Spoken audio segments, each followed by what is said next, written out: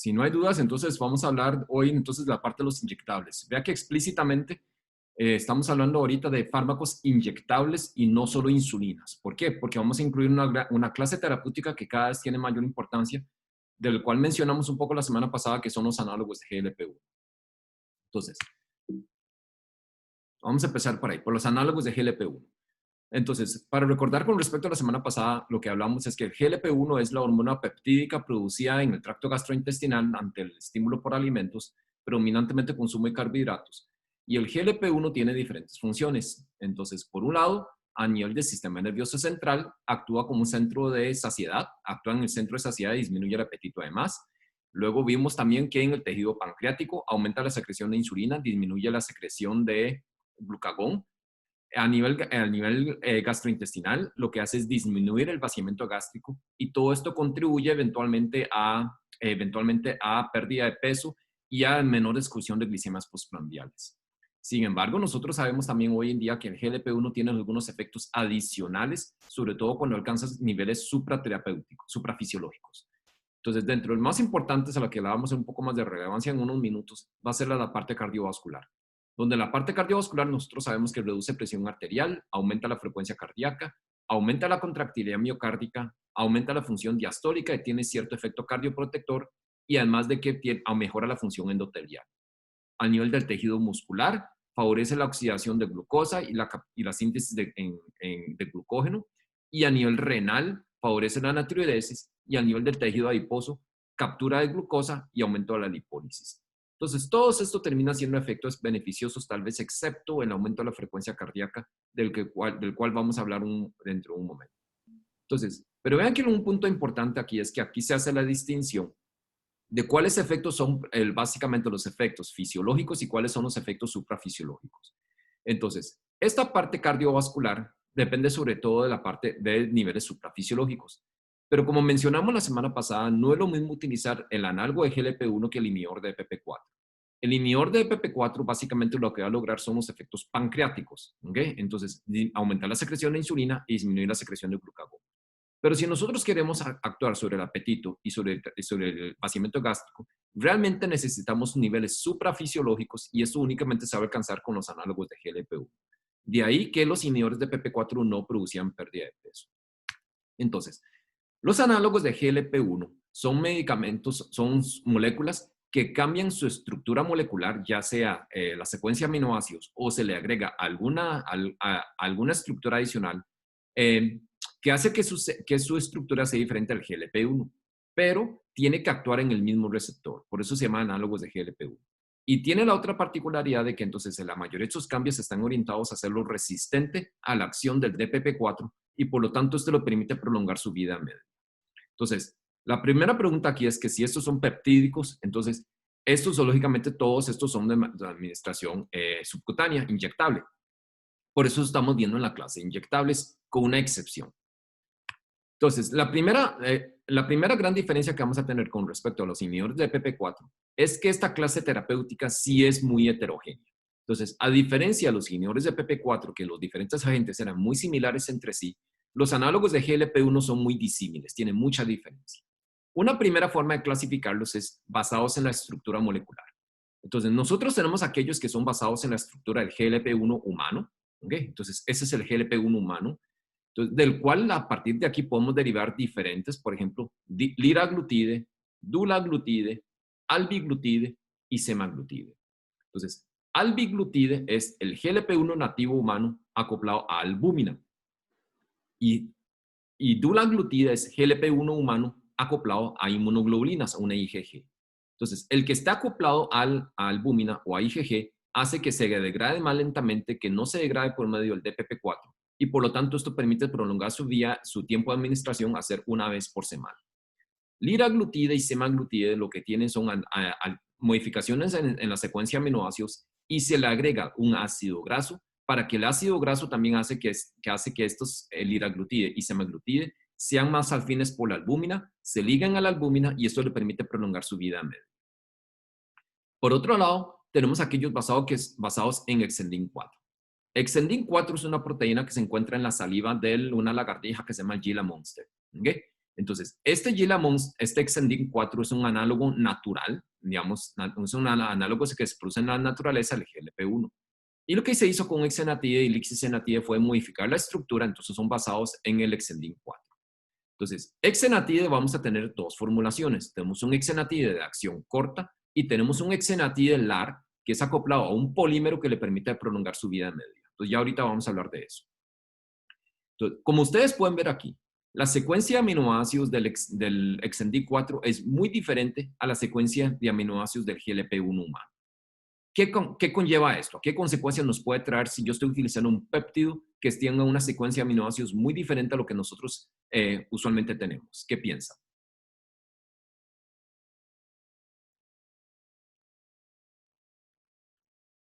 ¿Cuál sería la consecuencia de eso?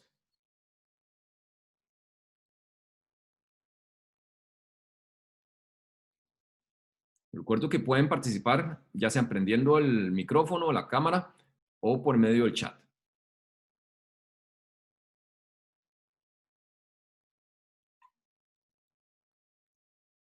¿Qué pensarían? ¿Cuál sería la consecuencia de basarse en una estructura que sea tan diferente a la secuencia de GLP-1 humano? Para que se den una idea, esta diferencia de la secuencia de aminoácidos es como un 40% de la secuencia de los aminoácidos del GLP-1 humano.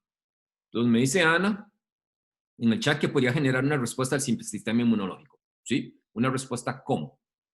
¿Qué es lo que generaría?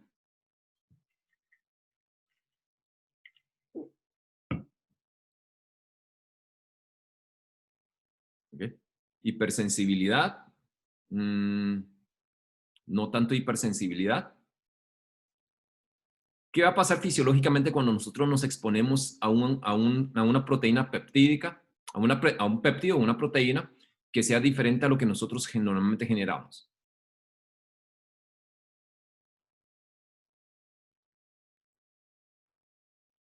Anticuerpos.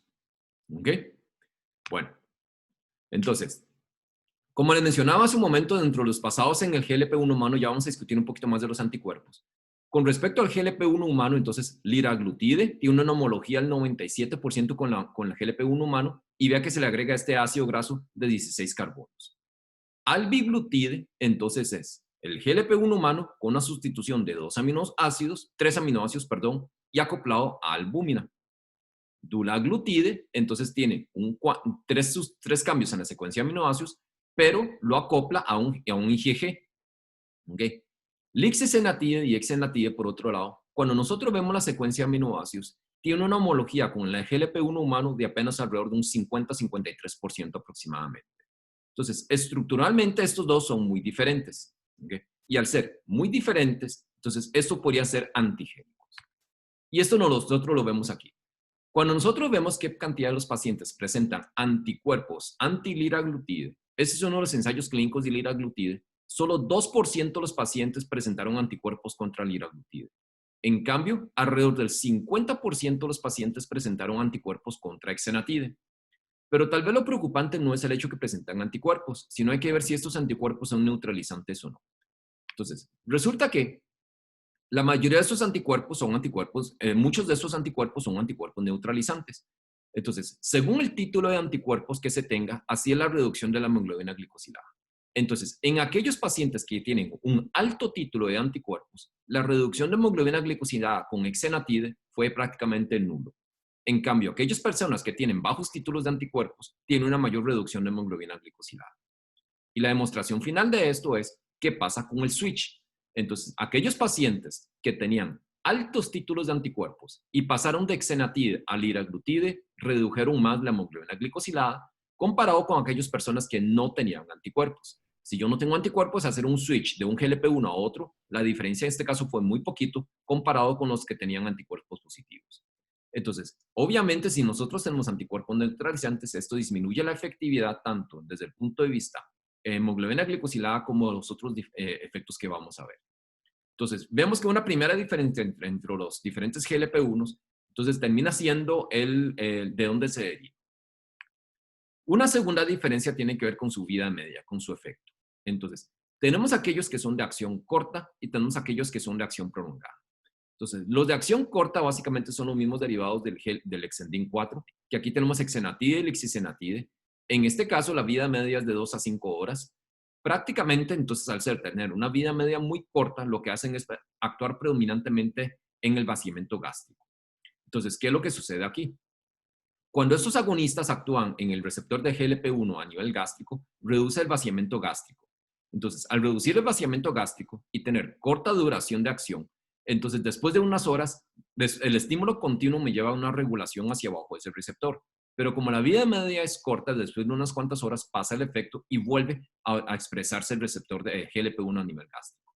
Entonces, esto hace que su efecto sea predominantemente a nivel de las glicemias postprandiales y no tanto a nivel del efecto de la glicemia en ayunas. Entonces, al ser el vaciamiento gástrico más lento, entonces el efecto adverso gastrointestinal, que es náuseas y vómitos, se presenta con más frecuencia. En cambio, nosotros tenemos aquellos GLP-1 de acción prolongada, y aquí tenemos liraglutide, dulaglutide, albiglutide, semaglutide, aquí hay una N que no debería ir, semaglutide, y tenemos la formulación de exenatide acoplado al polímero este que le prolonga la vida media, que es exenatide LAR. Entonces, en estos casos, el efecto de la vida media es muy prolongado, desde 12 horas hasta varios días. Entonces, esto hace que el estímulo continuo sobre el receptor de GLP-1 a nivel gástrico lleve a una regulación hacia abajo y por lo tanto ya no va a actuar tanto a nivel del tracto gastrointestinal, no actúa tanto en el vaciamiento gástrico y por lo tanto la reducción de la glicemia postprandial ya no es tan marcado. Entonces, esto hace también que los efectos adversos gastrointestinales sean menor y a largo plazo es de alrededor del 10%. Pero por otro lado, entonces estos van a actuar más a nivel de saciedad, a nivel del sistema nervioso central y también a nivel de la célula, a nivel del islote pancreático, aumentando la secreción de insulina y disminuyendo la secreción de glucagón. Y esto hace que su efecto sea predominantemente en la glicemia en ayunas. Entonces, vean cómo según la vida media, entonces yo tengo dos perfiles diferentes de los análogos de GLP-1. Y exenatide tiene la particularidad de que tiene las dos formulaciones, la de acción corta y la de acción prolongada.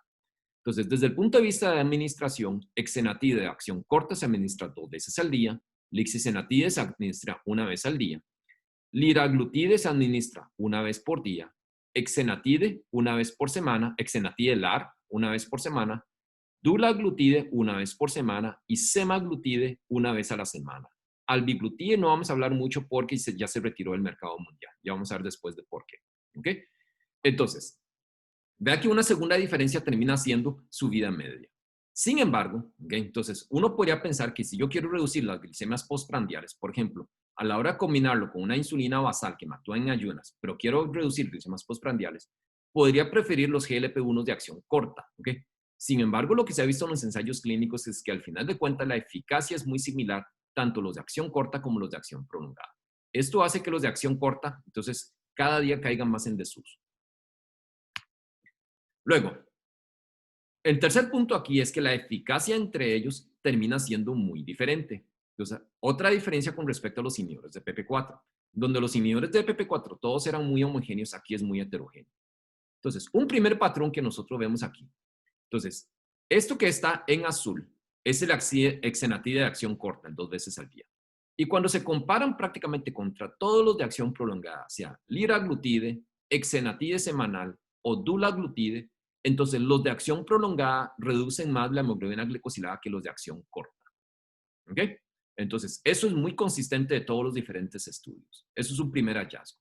Entonces, los de acción corta, además de tener más efectos adversos, son menos potentes. Otra razón más para que casi no se usen hoy en día. Pero resulta que dentro de los de acción prolongada también tenemos sus diferencias. Entonces, cuando nosotros comparamos liraglutide, por ejemplo, con exenatide 1 vez a la semana, liraglutide es más potente. Liraglutide contra albiglutide, también liraglutide es más potente. Liraglutide contra dulaglutide terminan siendo parecidos, pero liraglutide produce más pérdida de peso. Y cuando vemos los datos de semaglutide, semaglutide probablemente es el más potente de todos. Entonces, aún dentro de los de acción prolongada, tenemos sus diferencias, siendo el más potente semaglutide, ¿okay? El que está aquí en azul oscuro. Semaglutide es el más potente, seguido en segundo lugar de liraglutide, y luego en tercer lugar tenemos dulaglutide.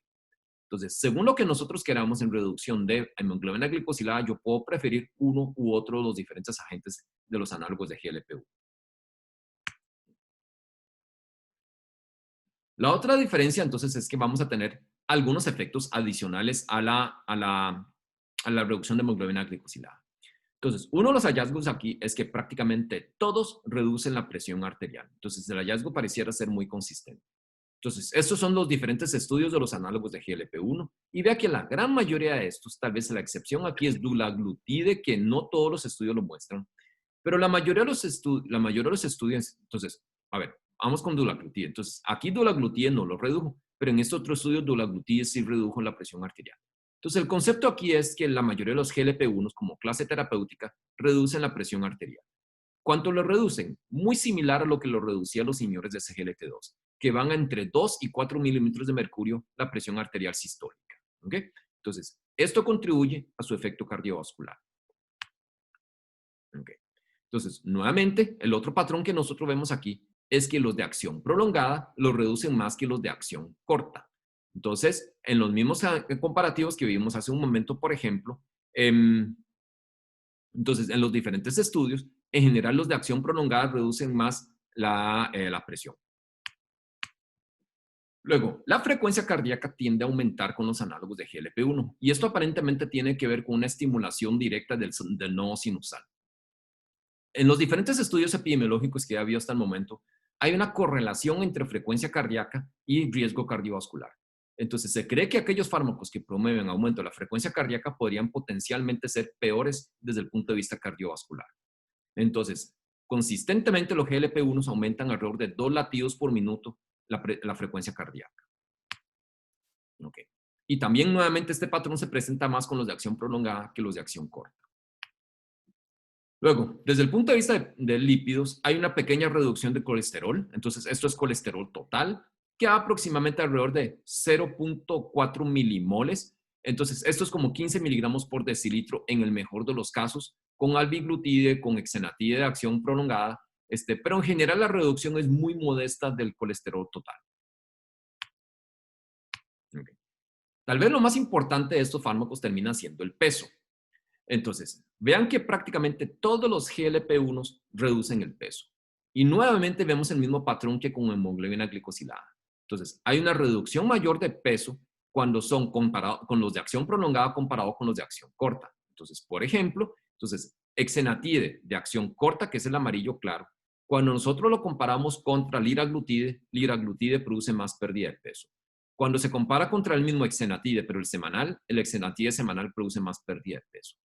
Pero entre los de acción prolongada, entonces lo que mencionamos hace un momento, si yo comparo liraglutide con dulaglutide, entonces aquí está. ¿Okay? Si yo comparo liraglutide con dulaglutide, liraglutide produce más pérdida de peso que dulaglutide, a pesar de haber producido la misma reducción de presión de hemoglobina glicosilada. Perdón.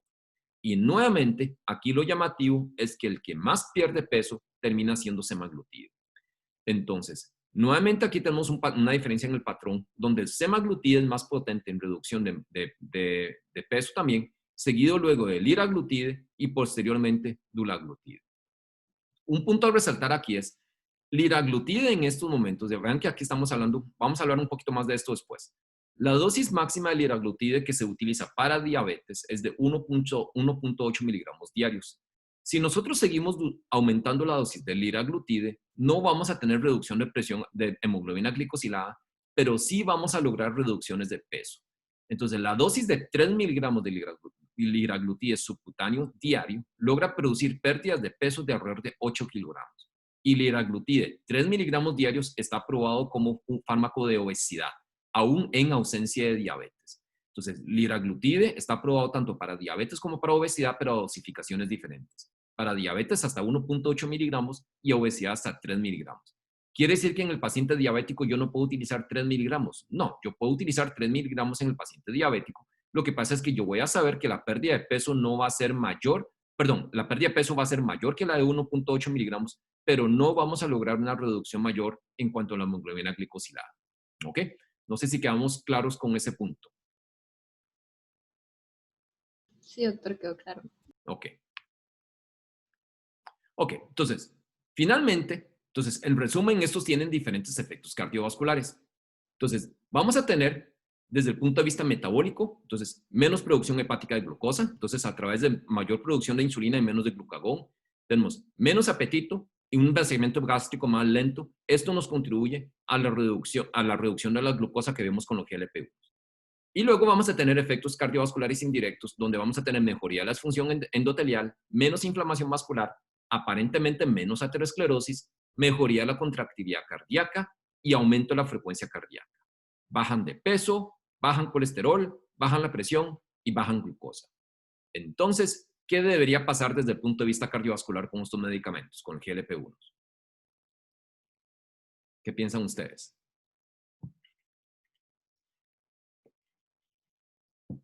Debería mejorar mucho todos los valores de riesgo, todos los factores de riesgo, digamos. Ok, pero más allá de factores de riesgo, digamos, por ejemplo, eventos, infartos, ABC, no, ABC el término no me gusta, infartos, ictus, mortalidad cardiovascular, ¿qué debería pasar? Disminuye. Disminuye. ¿Y el efecto en la frecuencia cardíaca? ¿El aumento de la frecuencia cardíaca?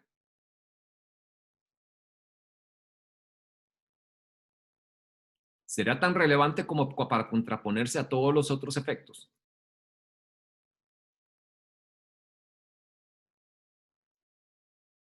Bueno, ya vamos a ver eso.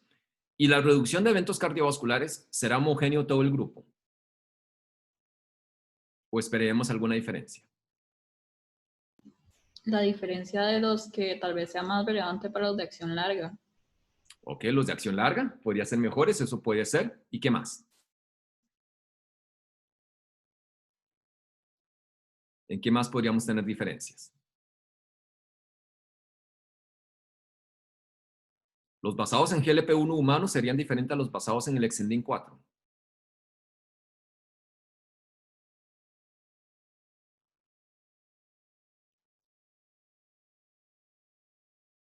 O serían iguales desde el punto de vista de eficacia y eventos cardiovasculares.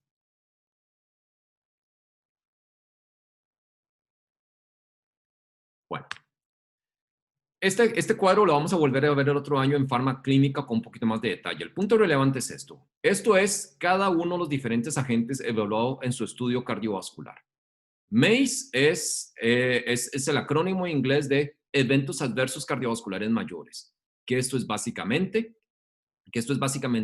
el MACE de 3 puntos, como se le conoce, es la suma de infarto no fatal, ictus no fatal, más mortalidad cardiovascular. Lo que está resaltado en verde es cuando la reducción es estadísticamente significativa. ¿Ok?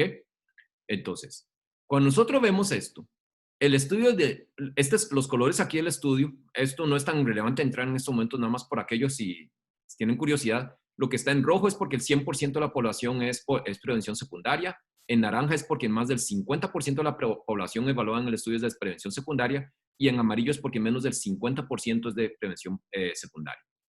Entonces, cuando nosotros vemos el estudio de lixisenatide, es neutro. El estudio de liraglutide, beneficioso. Semaglutide subcutáneo semanal, beneficioso. Semaglutide oral, ahorita vamos a hablar de esto. Tendencia hacia ser beneficioso siendo neutro, pero eso es un estudio muy pequeñito.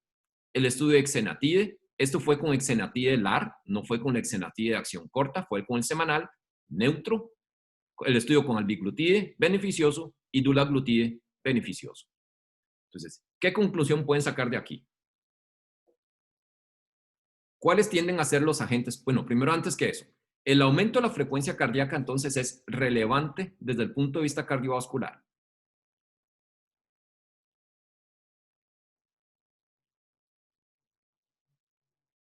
¿O todos los otros efectos son más importantes?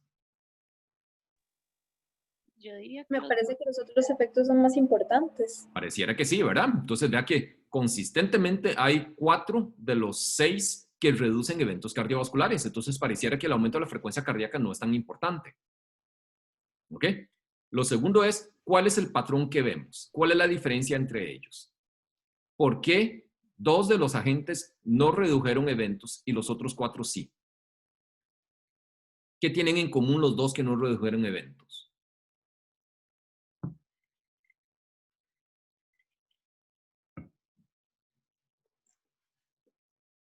¿Qué tienen en común lixisenatide y exenatide? Prácticamente la primera gráfica que vimos. Que no es del GLP-1 humano. Que no son del GLP-1 humano. Entonces, cuando nosotros vemos esto, lixisenatide y exenatide, ¿verdad? No reducen eventos cardiovasculares. Y no tiene que ver con la vida media por cuanto, como les mencionaba, este estudio del Excel fue realizado con exenatide LAR, fue realizado con exenatide semanal. Entonces, aún así, dio neutro desde el punto de vista cardiovascular. Y consistentemente los 4 que son basados en la estructura del GLP-1 humano, liraglutide aquí, dulaglutide en el Rewind, albiglutide en el Harmony y semaglutide en el Sustain 6, redujeron eventos cardiovasculares. Entonces, esta parte, la antigenicidad de los basados en Exendin 4, pareciera que no es nada más una consideración teórica desde el punto de vista de eficacia A1C, sino que esto tiene repercusión también desde el punto de vista cardiovascular. Entonces, ¿hay alguna justificación para utilizar estos, los basados en el Exendin 4? Entonces, veamos a ver. Vida media más corta, menos potente en glucosa, menos potente en peso, menos reducción de presión arterial y neutros desde el punto de vista cardiovascular.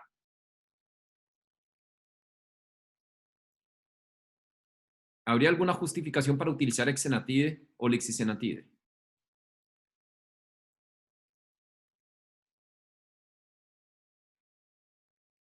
Parece que no. No, ¿verdad? Entonces, nosotros tenemos en el país exenatide de acción corta, que hay que darlo BID, que no tenemos exenatide LAR, pero yo pienso que esto no vale mucho la pena, ¿verdad? Entonces, nosotros tenemos en el país liraglutide, tenemos dulaglutide, albiglutide se retiró del mercado mundial a pesar de que dio positivo en el estudio cardiovascular porque es menos potente que el liraglutide y produce más efectos adversos que el liraglutide. Entonces, el más utilizado de estos a nivel mundial termina siendo el liraglutide hoy en día. Entonces, nosotros tenemos liraglutide, tenemos dulaglutide en el país, no tenemos albi y semaglutide lo vamos a tener a partir del próximo año. Entonces, de los 6 GLP-1, nosotros tenemos 3 de los 6. El otro efecto que vamos a discutir es, mencionábamos un poco en la parte cardiovascular que mejoraba la función miocárdica, que mejoraba la contractilidad cardíaca. Entonces, ¿qué esperarían desde ese punto de vista? ¿Qué esperarían con falla cardíaca? Si mejora la contractilidad miocárdica.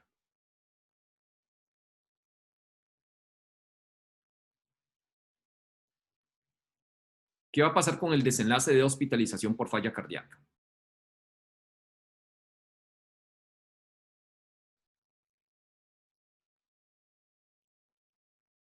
¿Mejora o empeora?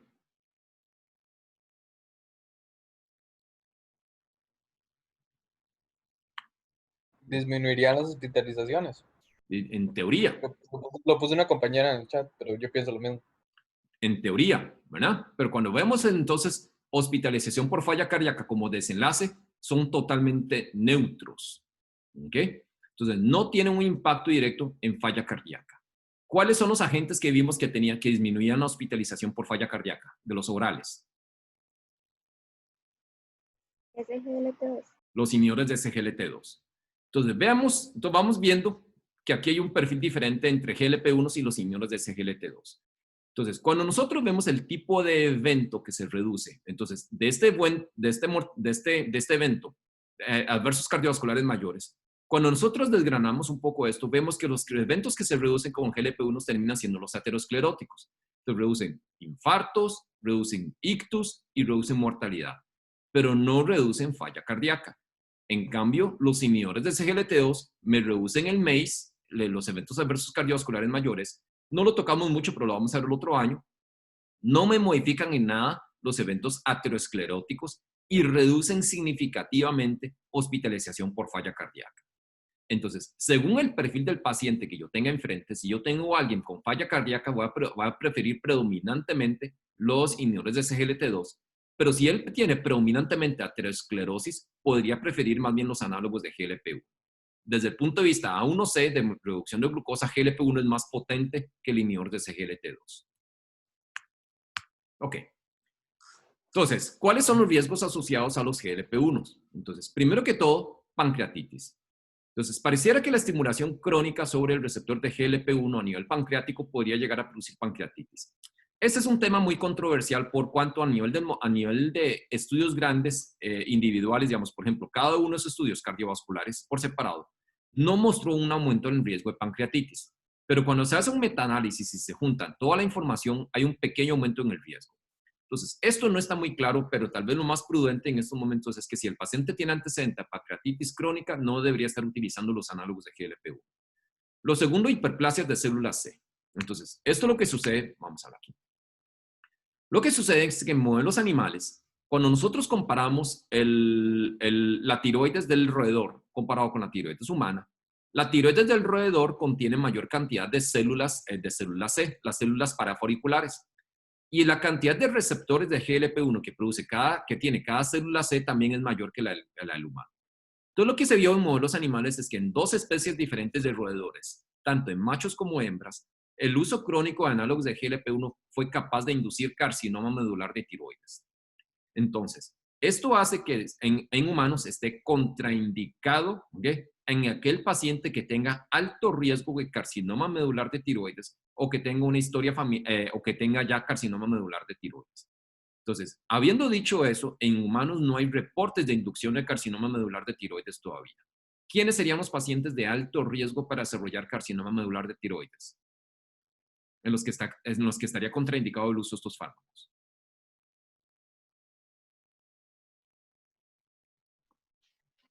Pacientes con historia familiar. ¿Historia familiar de qué condición? De carcinoma de tiroides. No. Carcinoma medular de tiroides es el más común del carcinoma de tiroides.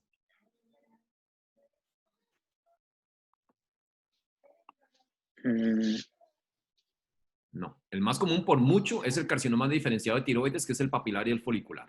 El carcinoma medular de tiroides corresponde a menos del 5% de la totalidad de los casos de cáncer de tiroides.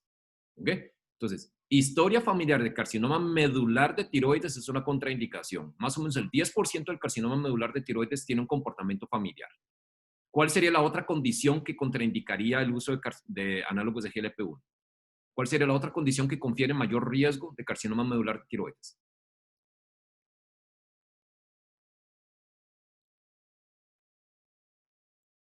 Neoplasia endocrina múltiple. ¿Okay? Neoplasia endocrina múltiple, sobre todo neoplasia endocrina múltiple 2, ¿verdad? Entonces, MEN2. Entonces, carcinoma medular de tiroides es uno de los componentes para definir neoplasia endocrina múltiple. Entonces, historia familiar de neoplasia endocrina múltiple o carcinoma medular de tiroides contraindicaría el uso de GLP-1. El efecto adverso más común, por mucho que presentan estos fármacos, termina siendo la parte gastrointestinal. Entonces, ya esto lo mencionamos hace un momento. Los de acción corta tienden a producir más efectos adversos gastrointestinales que los de acción prolongada. Entonces, cuando nosotros vemos estos diferentes estudios con los GLP-1, entonces vean cómo los de este azul turquesa, perdón, que es con exenatide B y D, el exenatide de acción corta, la tasa de náuseas, ¿verdad?, tiende a ser mucho más prominente que todos los otros comparadores, seguido de lixisenatide.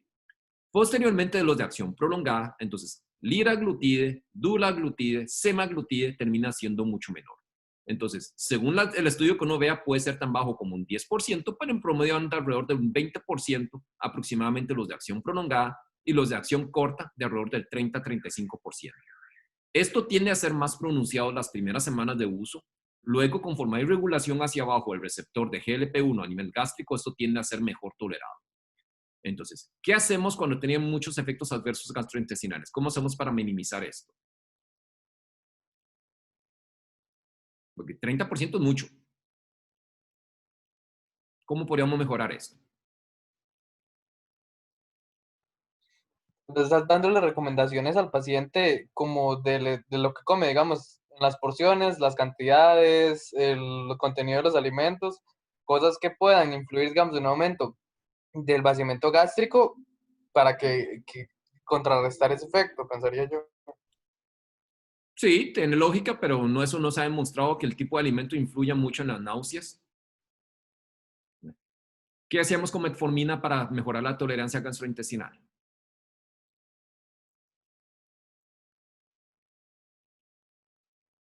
¿Cuál era la estrategia con metformina?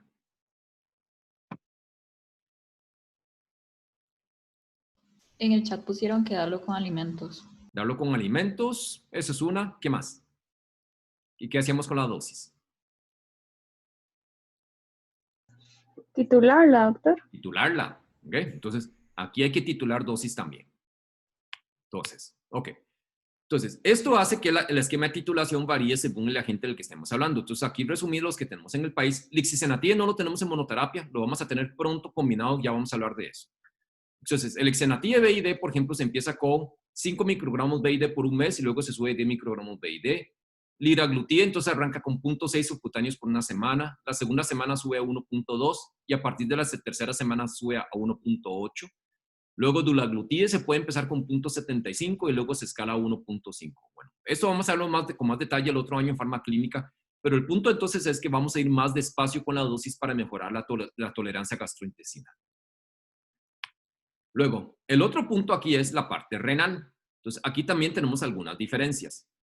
Entonces, por ejemplo, nuevamente los basados en el Exentin 4, entonces, Exenatide, básicamente tanto el de acción prolongada como el BID, no se recomienda el uso con menos de 30 cc por minuto de aclaramiento de creatinina. ¿Ok? Sin embargo, entonces, albiglutide ya no lo tenemos, lo que tenemos, liraglutide, ¿ok? Y liraglutide y dulaglutide realmente no requiere ajustes de dosificación aún tan bajo como 15 cc por minuto. Entonces, realmente entre 15 y 90 cc por minuto se usa la dosis habitual. Entonces, aquí no requiere ningún ajuste con la dosificación, a diferencia del Exenatide. Ok. ¿Cuáles son otros efectos que tienen? Entonces, ya hablamos un poquito. Liraglutide, las dosis altas están aprobados para obesidad. Liraglutide tiene un estudio muy grande en pacientes que tienen esteatohepatitis. Entonces, no solo tener hígado graso, sino que tienen demostrado por biopsia hepática que tienen datos de inflamación y fibrosis. Y lo que ha mostrado es que el uso crónico de liraglutide disminuye la tasa de fibrosis. Entonces, esta es una opción para pacientes que tienen esteatohepatitis y uno puede matar dos pájaros de un tiro, si tienen esteatohepatitis y tienen diabetes.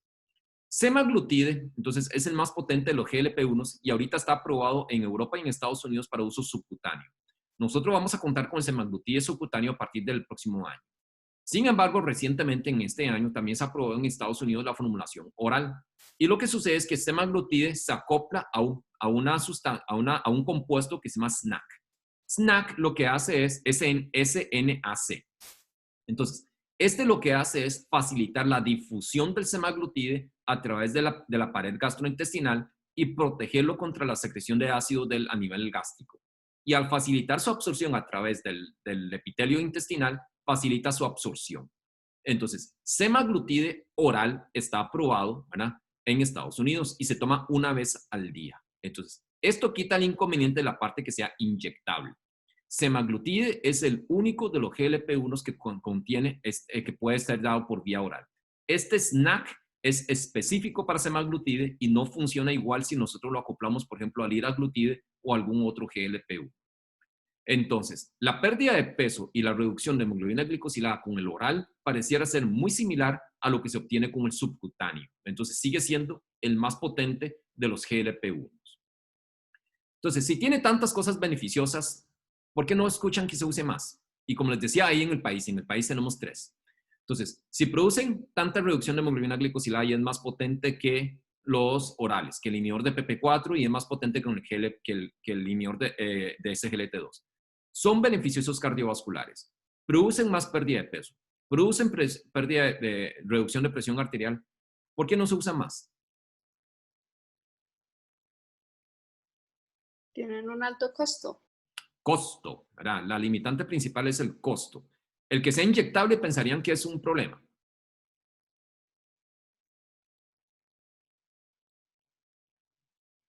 ¿Qué piensan?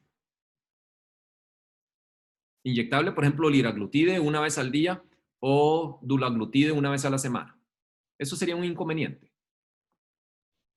Yo diría que a los pacientes tal vez no les encanta la idea de estarse inyectando, pero sé que, por ejemplo, con la insulina sí pueden, hay pacientes que lo hacen todos los días. Sí, no hay más. Si están con insulina, tienen que estar todos los días, no hay quite, ¿verdad? Si la gente pierde peso, se inyecta lo que sea. ¿Verdad? Entonces, en inyectable no es problema. ¿Verdad? Entonces, la limitante principal de los GLP-1 termina siendo costo. Cuando nosotros estamos hablando de los agentes orales, en costo del promedio nuestro, digamos, a nivel del mercado privado, sea un inhibidor de PP4, un inhibidor de CGLT2, anda alrededor de 20 y tantos mil colones mensuales. Liraglutide, por ejemplo, si nosotros utilizamos la dosis plena, llegando a 1.8 miligramos mensuales, 1.8 miligramos diarios, perdón, el costo son $300 mensuales, son como 180 mil colones mensuales. Dulaglutide, a 1.5 miligramos semanales, la dosis plena, cuesta alrededor de 80 mil colones mensuales. Entonces son muy costosos. Esa es la limitante principal que tiene. Luego, liraglutide, por ejemplo, si vamos a utilizar 3 miligramos, que es la dosis aprobada para obesidad, cuesta alrededor de 430 mil colones mensuales. ¿Okay? Entonces, yo no estoy muy seguro que 8 kilogramos valgan la pena 400 mil colones mensuales para perder 8 kilogramos, ¿verdad? Bueno, hay pacientes que están dispuestos a pagarlo, ¿verdad? Pero en general, el costo es considerable. La otra limitante que tienen estos medicamentos es que a pesar de que los de acción prolongada como liraglutide y dulaglutide producen menos náuseas, sí hay un grupo importante de pacientes que no toleran el medicamento por las náuseas. Entonces, en buena teoría, son en las primeras 2, 3, 4 semanas, pero hay personas que siguen con muchas náuseas después de eso y tenemos que terminar suspendiéndole el fármaco. ¿Ok? Bueno, ¿dudas con los análogos de GLP-1? Doctor, yo tengo una pregunta. Sí. ¿En cuánto tiempo es que pierden los 8 kilogramos? En los primeros, para obesidad, tiene que haber una pérdida de peso de al menos 5% en el primer mes de uso. Eso predice que a los 6 meses va a lograr perder esos 8 kilogramos. Si en el primer mes no logró perder ese 5% del peso, el fármaco no va a ser eficaz. Entonces no vale la pena que sostenga el fármaco. Y ya después de esos 6 meses que pierde los 8 kilos y se está tratando por obesidad, ya no va a perder más peso. Usualmente no pierden más peso, pero si usted lo suspende, vuelven a ganar el peso que perdió. Entonces hay que sostenerlo. Ok, gracias. Entonces, eso es una limitante muy seria desde el punto de vista económico a largo plazo, ¿verdad? Porque no son 400 mil colones mensuales por 6 meses, son 400 mil colones mensuales de manera indefinida. ¿Y no tienen que cambiar como sus hábitos alimenticios o algo así para que haga efecto? ¿O pueden seguir normal? Sí, lógicamente acompañado de dieta y ejercicio, ¿verdad? Ok, gracias. La otra pregunta aquí es, ¿pierden peso por las náuseas? ¿Sería el único mecanismo por el cual pierden peso? Porque comen menos porque tienen náuseas todo el día y no pueden comer. Por eso es que pierden peso.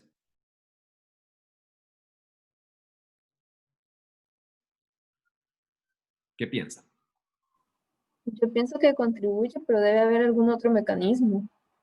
El efecto es predominantemente central, es a nivel del centro de saciedad. Entonces, no hay una correlación entre las náuseas y la pérdida de peso. Entonces, no solo son aquellas personas que tienen náuseas que van a llegar a perder peso. ¿Ok? Gracias. ¿Alguna otra duda?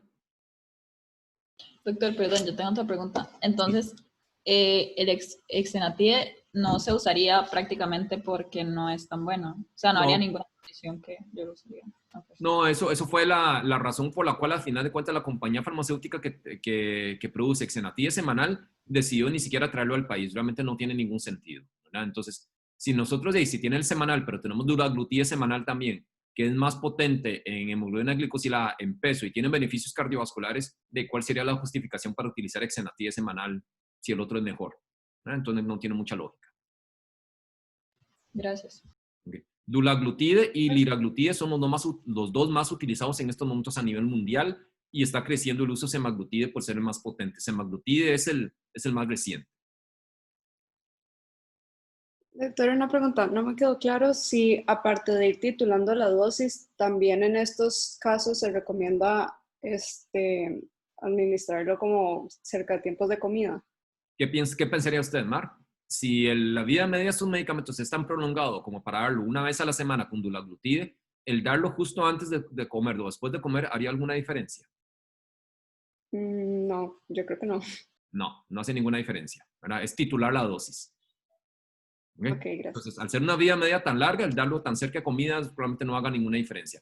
Exenatide de acción corta sí tendría a ser mejor tolerado si se administra justo antes de comer, ¿okay? Y no 20 minutos antes, pero es nada más para exenatía de acción corta. Las de acción prolongada no hacen diferencia. Ok, gracias.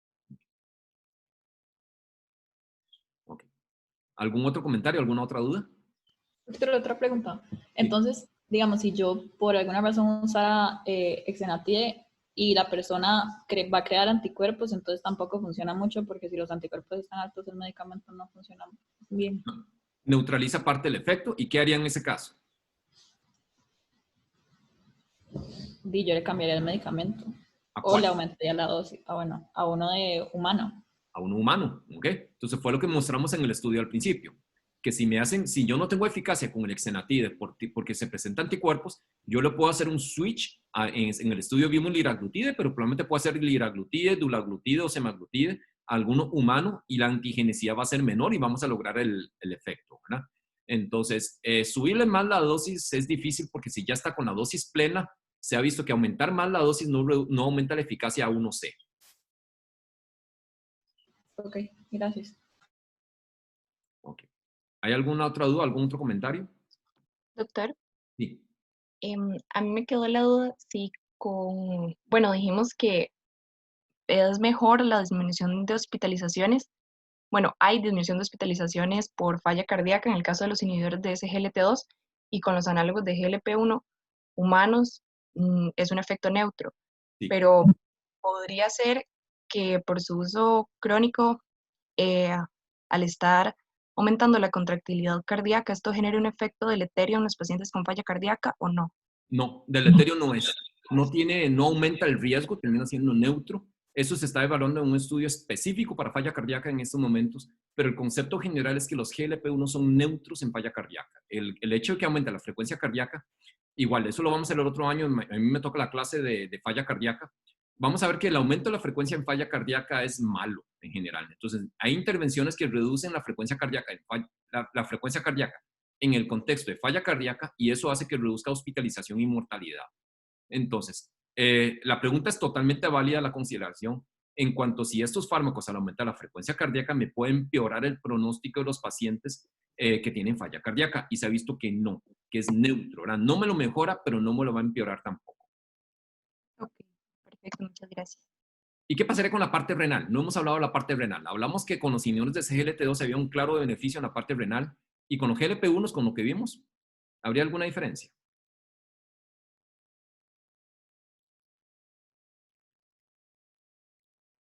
Básicamente son neutros. Lo que indican desde el punto de vista renal es que al reducir la glucosa, como cualquier otra intervención que reduce glucosa, reduce la aparición de microalbuminuria. ¿Okay? Entonces, y reduce la aparición de la lesión inicial. Pero una vez establecido, no nos modifica la evolución como si lo hacían los inhibidores de SGLT2. Entonces, no me reducen la progresión hacia enfermedad renal crónica, muerte o diálisis. ¿Ok? Bueno. ¿Algún otro comentario? Ok, bueno, vamos a seguir entonces. Vamos a la segunda parte de la clase de hoy, que son las insulinas. Okay. Entonces, ¿quiénes son ellos? Y esto van a escuchar montonones de ellos el próximo año. Entonces, Frederick Banting, Charles Best. Ellos fueron los descubridores de la insulina en 1921 en la Universidad de Toronto. Entonces, el otro año vamos a celebrar el centenario del descubrimiento de la insulina. Él es ortopedista fisiólogo y él era estudiante de medicina cuando se descubrió la insulina. ¿Okay? Entonces, le dieron un premio Nobel y precisamente por ser estudiante de medicina no se lo dieron a él, se lo dieron a Banting y al jefe, a MacLeod. Entonces, y ellos por solidaridad compartieron el Nobel con Charles Best. Entonces, insulina es la única molécula a partir del cual se han otorgado 3 premios Nobel. El primero fue por el descubrimiento como tal. El segundo fue la secuenciación. Fue la primera proteína humana en ser secuenciado y saber bien cuál es la secuencia de aminoácidos. Y la tercera es la primera hormona humana también a partir del cual se desarrolló las técnicas de radioinmunoanálisis para poder determinar los niveles séricos por laboratorio. Entonces, vea que no es absolutamente nada, ¿verdad?, irrelevante el uso de insulina. Tarde o temprano, la mayoría de las personas con diabetes van a terminar requiriendo insulina. Entonces, una de las cosas que sucede que nosotros sabemos que no podemos modificar es la caída gradual de la función de la célula beta. Esto empieza desde mucho antes del inicio de la diabetes y se acelera una vez diagnosticado la diabetes. Entonces, esto hace que el 90% de los diabéticos tipo 2 a largo plazo eventualmente van a terminar requiriendo una insulina. Y por supuesto que el 100% de los diabéticos tipo 1. Esto ha tenido, el descubrimiento de insulina y la disponibilidad de insulina ha tenido tanto impacto. Imagínense que, bueno, me imagino que la mayoría de ustedes conocen a alguien que esté utilizando insulina. Pero si yo tengo un diabético tipo 1 que fue diagnosticado antes de 1921 y que no había disponibilidad de insulina, ¿cuál era la esperanza de vida de un muchacho tipo 1 en ese momento, sin insulina? ¿En cuánto tiempo fallecían? ¿Qué En piensan? unos pocos años, tal vez. Bueno, menos. No, perdón. Tal vez como en meses. 6 meses, ¿verdad? La gran mayoría fallecían en menos de 6 meses por cetoacidosis. Y esto, ¿verdad? Prácticamente, hoy en día, si tienen un buen control, pueden llevar una vida normal. Entonces, vean que hasta ahorita estamos hablando de diabetes tipo 1. Entonces, todo lo que hemos hablado de orales y GLP-1 y esto aplica para diabetes tipo 2, no para diabetes tipo 1. Entonces, la insulina entonces es una hormona peptídica que tiene 2 cadenas. Tiene una cadena alfa de 21 aminoácidos y una cadena beta de 30 aminoácidos. Se sintetiza como proinsulina y nosotros tenemos una secreción bifásica de insulina donde la primera fase se pierde rápidamente en la persona que tiene diabetes tipo 2 desde años antes de la aparición del debut de la diabetes tipo 2. Ya vimos los mecanismos moleculares para su secreción cuando vimos su fenilureas, entonces básicamente a través de la entrada de glucosa, el cierre del canal de potasio dependiente de ATP. Una de las cosas que sucede aquí es, cuando nosotros estamos hablando de la secreción fisiológica normal, ¿dónde se produce insulina? En el páncreas. ¿A dónde drena esto? ¿En qué circulación? ¿A dónde drena la producción de insulina del páncreas?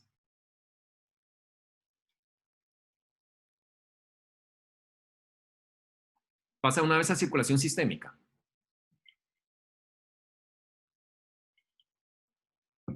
Primero pasaría por la porta.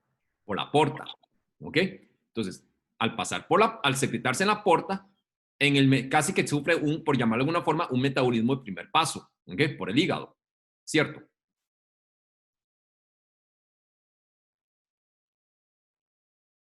¿Verdad? Correcto. ¿Sí? ¿Y cuál es el efecto de la insulina a nivel hepático? Que ya hemos mencionado en varias ocasiones. ¿Qué me le va a hacer al hígado?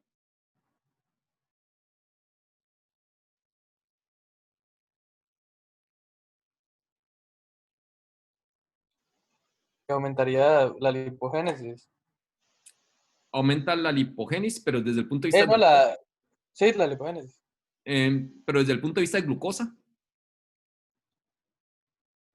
Disminuye la glucogenólisis y la gluconeogénesis. Ok, disminuye glucogenólisis, disminuye gluconeogénesis. ¿Y qué más? ¿Y qué hace con la glucosa disponible? Aumenta la producción de glucógeno. La producción. La glucólisis aumenta. Aumenta la glicólisis. ¿Ok? Entonces, aumenta la glicólisis, disminuye gluconeogénesis y disminuye glucogenólisis. Entonces, ¿qué pasa al final de cuentas con la producción hepática de glucosa? ¿Qué va a pasar con la producción disminuye. Disminuye. Entonces, este metabolismo de primer paso es fundamental para suprimir la producción hepática de glucosa en los estados postprandiales. Y de hecho, este primer paso aquí por el hígado aclara casi que el 50% de la insulina que nosotros producimos fisiológicamente. Luego, esta insulina pasa hacia la circulación sistémica y en la circulación sistémica entonces vamos a tener el efecto a nivel muscular y vamos a tener a nivel del tejido adiposo. Y ya hablamos que a nivel muscular lo que hace es favorecer también la captura de glucosa por el tejido muscular y favorece el depósito en forma de glucógeno. Y también a nivel del tejido adiposo, entonces favorece la captura de glucosa e inhibe la lipólisis. Entonces, este es el efecto fisiológico que deberíamos tener. Entonces, tenemos mayores concentraciones de insulina a nivel de la porta con respecto a la circulación sistémica. Y este efecto de una concentración mayor en la porta es fundamental para lograr esta supresión de la producción hepática de glucosa. ¿Ok? Entonces, ¿qué pasa cuando nosotros administramos insulina de manera exógena? ¿Cómo se administra?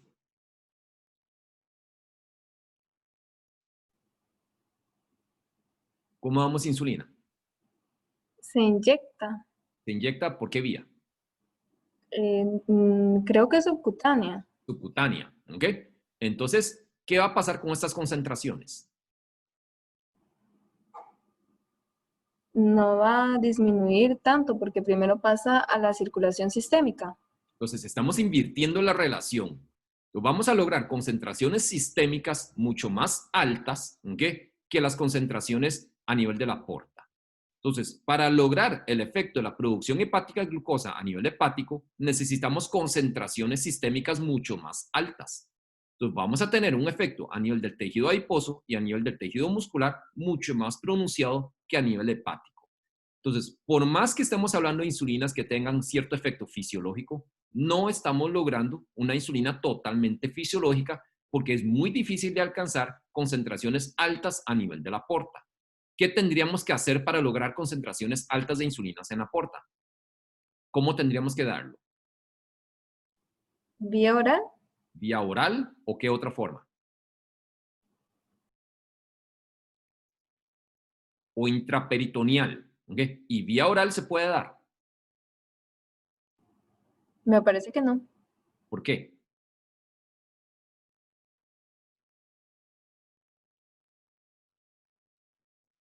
¿Por qué no lo podemos dar Sí, por vía oral? sería descompuesta por las peptidasas. ¿Sí? Es un péptido, ¿verdad? Entonces es como un pedazo de carne. Entonces, al ser un péptido, una vez que lo pasamos por el tracto gastrointestinal, se digiere y lo que va a quedar son los aminoácidos. Entonces, no tiene ningún sentido darlo por vía oral. Ok. Entonces, ¿cuáles son los efectos fisiológicos de la insulina? Entonces, básicamente, la insulina es la hormona anabólica por excelencia y lo que hace es promover el almacenamiento de energía. Entonces, ya hablamos que en el hígado estimula la acción de la glucógeno sintasa. Entonces, eso favorece el depósito en forma de glucógeno. Inhibe la conversión de ácidos grasos y aminoácidos en cuerpos cetónicos y este efecto es fundamental para evitar la cetoacidosis. Estimula la glicólisis e inhibe la gluconeogénesis. A nivel muscular, estamos aumentando la translocación de GLUT4 y esto entonces favorece la entrada de glucosa a nivel intracelular. También estimulamos la actividad de la glucógeno sintasa y estimulamos la actividad ribosómica y la síntesis proteica también.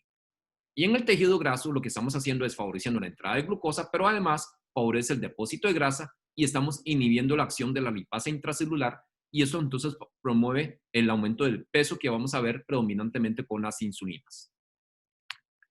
Entonces, ¿cómo se administra la insulina? Cuando ustedes dosifican insulina, cuando prescribimos insulina, le decimos póngase 10 ¿qué? ¿Cuál es el apellido? Unidades. Unidades. ¿Y qué es una unidad de insulina? ¿Es un miligramo? ¿Es un milimol? ¿Qué es?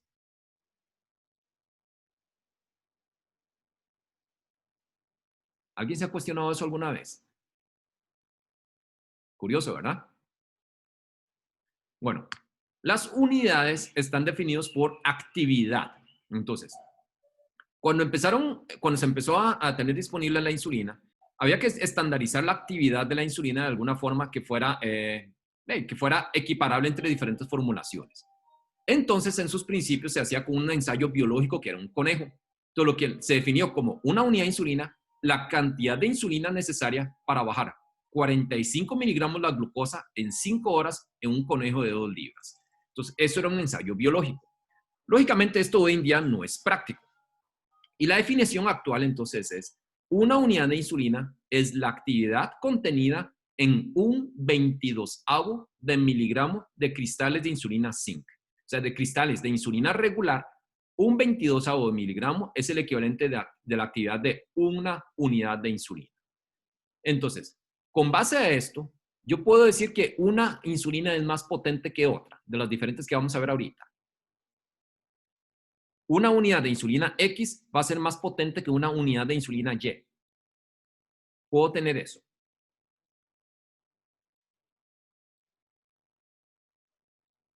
¿Qué pensaría?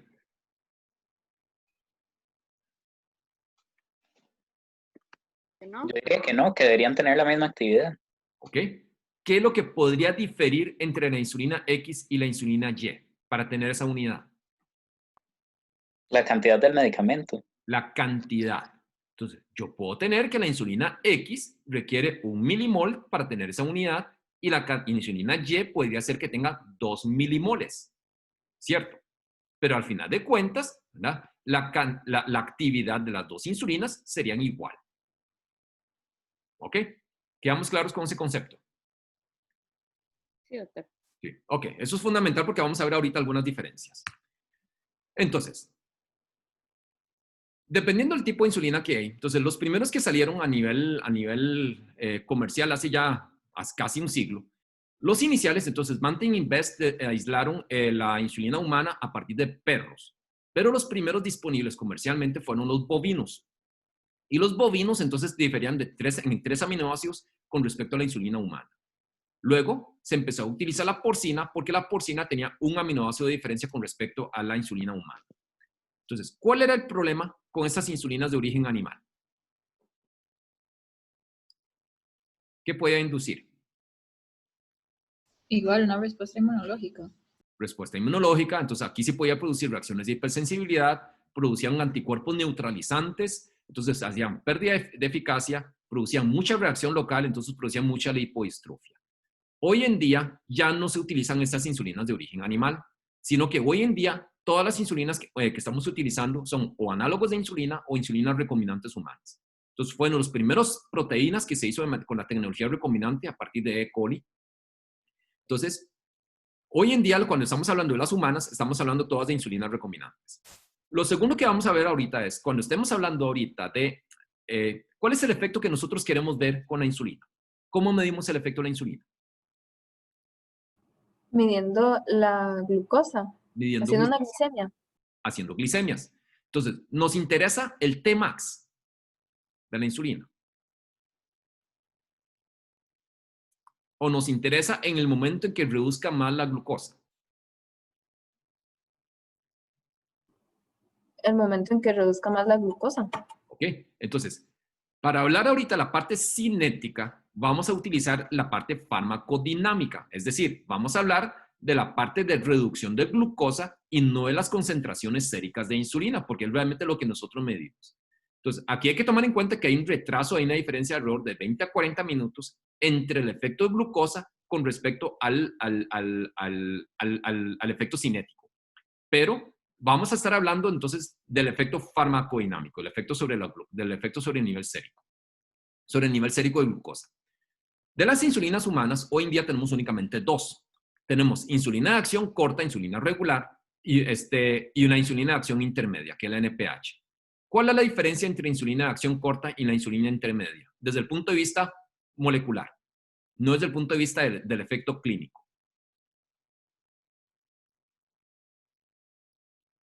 ¿Hay alguna diferencia en la secuencia de aminoácidos entre la insulina simple y la insulina NPH? ¿Qué piensan?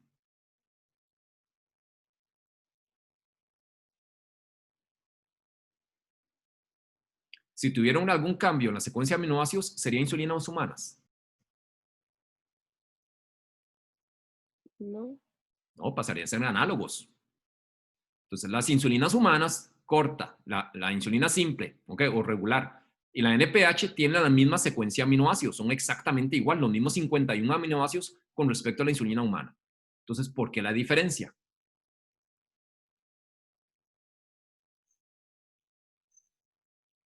La diferencia está dado por el buffer. Entonces, la insulina regular, el buffer es zinc, que es el mismo buffer que contiene los gránulos de secreción de insulina que nosotros tenemos en las células beta pancreáticas. Entonces, es igual que el endógeno. Entonces, la NPH, por otro lado, ¿okay? La NPH se llama NPH porque son las siglas de Neutral Protamine Hagedorn. Hagedorn es el científico danés que inventó esa formulación. Protamina, porque es la protamina la que es el buffer. Entonces, neutro porque tiene un pH en 7. Entonces, esto es la única diferencia que tiene con respecto a la insulina regular es que contiene protamina. La protamina es un péptido que tiene una alta cantidad de arginina. Entonces, esta arginina lo que hace es ligar la insulina. Y una vez administrado al espacio subcutáneo, empieza a haber proteólisis y rompe el enlace que hay entre arginina y la insulina, y esto permite ir liberando gradualmente gradualmente la insulina. Entonces, ¿cómo se ve el frasco NPH? ¿Cómo se ve la insulina? ¿Cómo luce?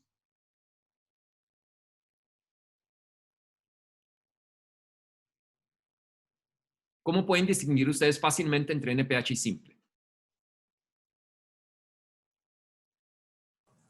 La NPH es lechosa. La NPH es lechosa. ¿Y la simple? Creo que era transparentita. Totalmente transparente. Y entonces, ¿qué es lo que le da ese lechoso a la NPH? Según esto que estamos hablando ahorita.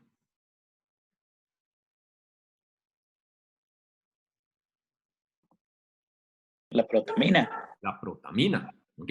¿Y qué pasa con un frasco de NPH cuando ustedes lo dejan queditos unas cuantas horas ahí en la refri?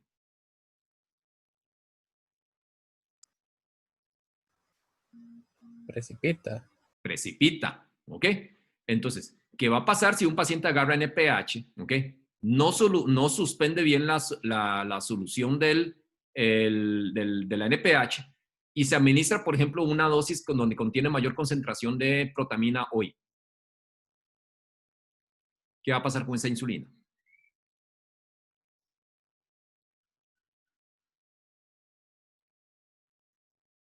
¿Qué va a pasar con el efecto?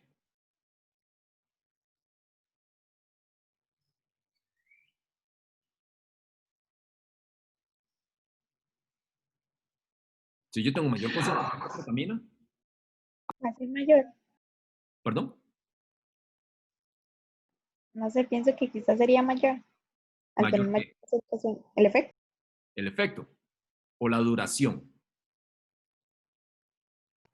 Bueno, sí, la duración. Es la duración, ¿verdad? Entonces no es que la insulina va a ser más potente, es que va a durar más.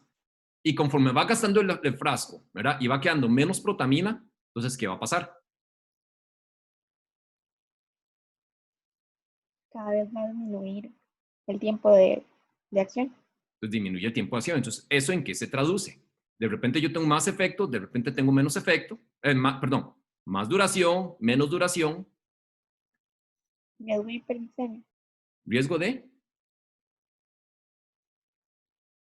Hiperglicemia. hiperglicemia o hipoglicemia.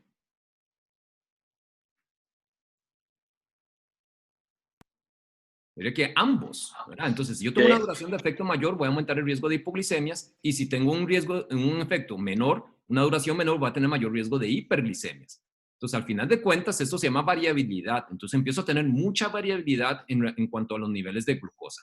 Entonces, ahí es donde el paciente le dice a uno, hago lo mismo, como lo mismo, me inyecto lo mismo, y un día amanecí bien, otro día amanecí alto, y otro día amanecí bajo. ¿Ok? Entonces, me introduce mucha variabilidad por el efecto de la protamina. Luego, estos son los tiempos de acción de las insulinas humanas. Entonces, acuérdense que entonces aquí estamos hablando de, a pesar de que estos son características farmacocinéticas, estamos hablando del efecto sobre glucosa. Entonces, es un efecto farmacodinámico. Entonces, la insulina simple empieza a actuar de 30 a 60 minutos después de que se inyecta. Tiene un pico de acción entre 2 y 4 horas después de haberse inyectado y una duración de acción de 6 a 8 horas. Entonces, ¿cuándo se inyecta insulina simple y en cuál glicemia me actúa? Antes de las comidas. ¿Cuánto antes de las comidas? Como 1 hora antes de las comidas y actúa en la glicemia postprandial. Ok, actúa en la glicemia postprandial y se inyectaría 1 hora antes. ¿Qué piensan los demás?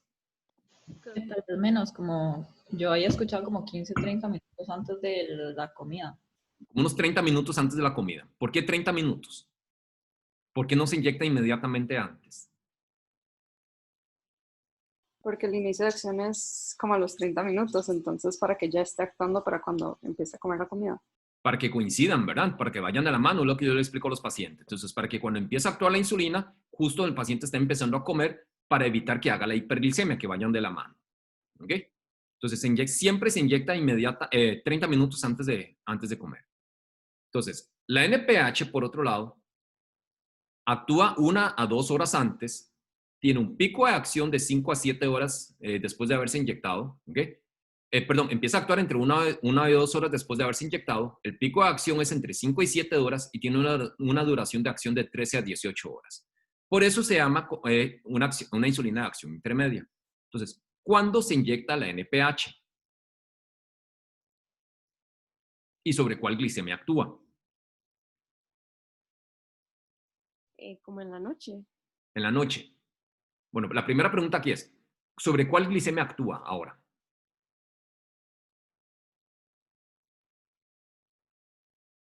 La glicemia en ayunas. Sobre la glicemia en ayunas, ¿ok?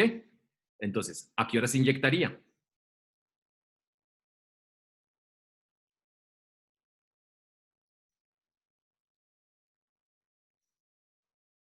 ¿En la noche a qué horas?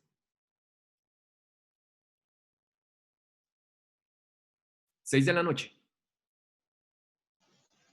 No, Creo que era a las 10, pero no estoy segura. ¿Qué pasa si la persona se pone en la NPH a las 6 de la noche, como suelen decirle a los pacientes? Que se inyecta antes de la cena. O el mismo paciente dice, doctor, me da miedo inyectarme sin comer, entonces me lo inyecto justo antes de la cena. ¿A qué hora le va a hacer el pico de acción la insulina NPH? como a medianoche. Medianoche. ¿Qué va a pasar en ese momento? Si se inyecta a medianoche. Hipoglicemias. Va a ser una hipoglicemia, ¿verdad? Sobre todo si no está comiendo. Entonces, el paciente, para evitar eso, entonces lo que hace es que a las 10 de la noche, cuando se va a acostar, se toma una colación nocturna. Entonces, come más para evitar la hipoglicemia y eso empieza a aumentar, empieza a favorecer la cadena del aumento del peso del paciente. ¿Ok? Entonces, usualmente nadie debería estar comiendo a medianoche en ese momento. ¿A qué hora se debería inyectar entonces? Alguien lo mencionó por ahí. Como a las 10 de la noche. Ok, si se inyecta a las 10 de la noche, ¿a qué hora va a ser el pico?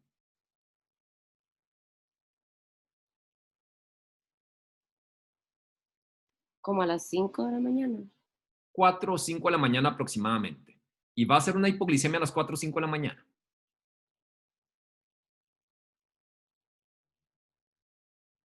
¿Qué piensan? ¿Haría hipoglicemia? Tal vez no porque, bueno, es que no estoy segura, pero tal vez se le suban los niveles de cortisol porque es de la mañana y eso ayuda como a que no se le baje tanto. ¿Cómo se llama eso? ¿Cómo se llama ese fenómeno? Eso se llama el fenómeno del alba. Esa es la liberación de hormonas contrarreguladoras al despertar. Entonces, por ejemplo, cortisol, epinefrina, adrenalina, hormona de crecimiento que se produce en ese momento y eso usualmente se acompaña de un pico de glucosa alta. Entonces, más bien el administrarlo a las 10 de la noche nos ayuda a que no haga ese pico de hiperglicemia. Entonces, la NPH se inyecta a las 10 de la noche con el fin de que amanezca mejor y minimizar el riesgo de hipoglicemias. Quedamos claros con las insulinas humanas. ¿Cómo se administran entonces? Sí, doctor. Ok. Luego, esto evidentemente tiene una serie de limitantes. Entonces, imagínense, pónganse en los zapatos de cualquiera de ustedes que tenga un hermanito chiquitito de unos 3, 4 años que tenga diabetes tipo 1 o el día de mañana que sean la mamá de un chiquito de estos, ¿verdad? Entonces, si tienen que inyectar la insulina simple 30 minutos antes de comer, ¿verdad? Entonces, inyectan al chiquito y le dicen, tiene que esperarse media hora para que coma. Media hora, un chiquito de 3 años pasa de todo, ¿verdad? Desde que ya se comió todo hasta que se le quitó el hambre y no comió. Entonces, eso evidentemente es incómodo, ¿ok? Es poco práctico, y esto lleva a excursiones importantes de la glicemia postprandial. Y en la noche también, entonces, donde hacen estos picos, el riesgo de hipoglicemias a la madrugada asusta mucho a todo el mundo, ¿verdad? Y eso es totalmente entendible. De ahí nació la necesidad de desarrollar análogos de insulina. Y por definición, los análogos de insulina son moléculas que difieren en la secuencia de aminoácidos con respecto a la insulina humana, pero que tienen que actuar en el mismo receptor de insulina, produciendo efectos similares. Por definición, ¿cuáles fueron los primeros análogos de insulina que se utilizaron?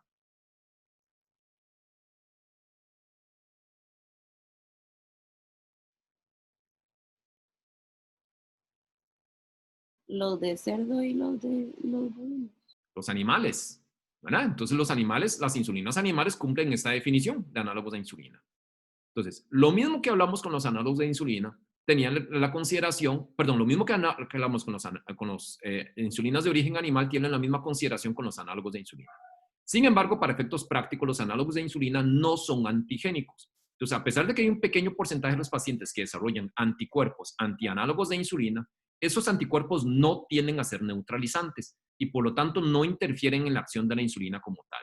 Entonces, vamos a olvidarnos ahorita de hablar de ya la parte antigénica porque eso no es clínicamente relevante. Entonces, podemos agrupar básicamente los análogos de insulina en dos grupos. Tenemos aquellos que son de acción ultra rápida y los de acción ultra lenta. Entonces, los de acción ultra rápida, nada más como una cuestión histórica, existió este primero que se llama Aspart B10, y esto es que en la cadena beta, en el aminoácido 10, le meten un aspartato. Entonces, esto nunca llegó a utilizarse en humanos, ¿okay? Porque le confería mayor afinidad por el receptor de IGF-1 e inducía cáncer de mama en ratas. Entonces, en los humanos, nosotros tenemos 3 hoy en día. Tenemos Lispro, Aspart y Glulicina. ¿Qué es lo que hacen estos? Estos lo que hacen es cambiar un poco la secuencia de aminoácidos, como mencionamos por definición de un análogo. Entonces, estos son los 51 aminoácidos de la insulina humana.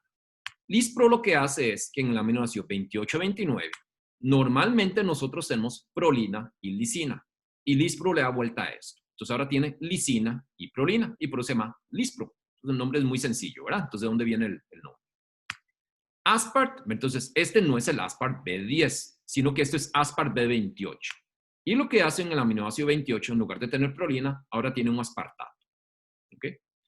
Y glulicina lo que hace es cambiar. Y en el aminoácido 3 de la cadena beta, tiene una lisina, ¿verdad? Y en el aminoácido 29 tiene ahora un glutamato en lugar de lisina.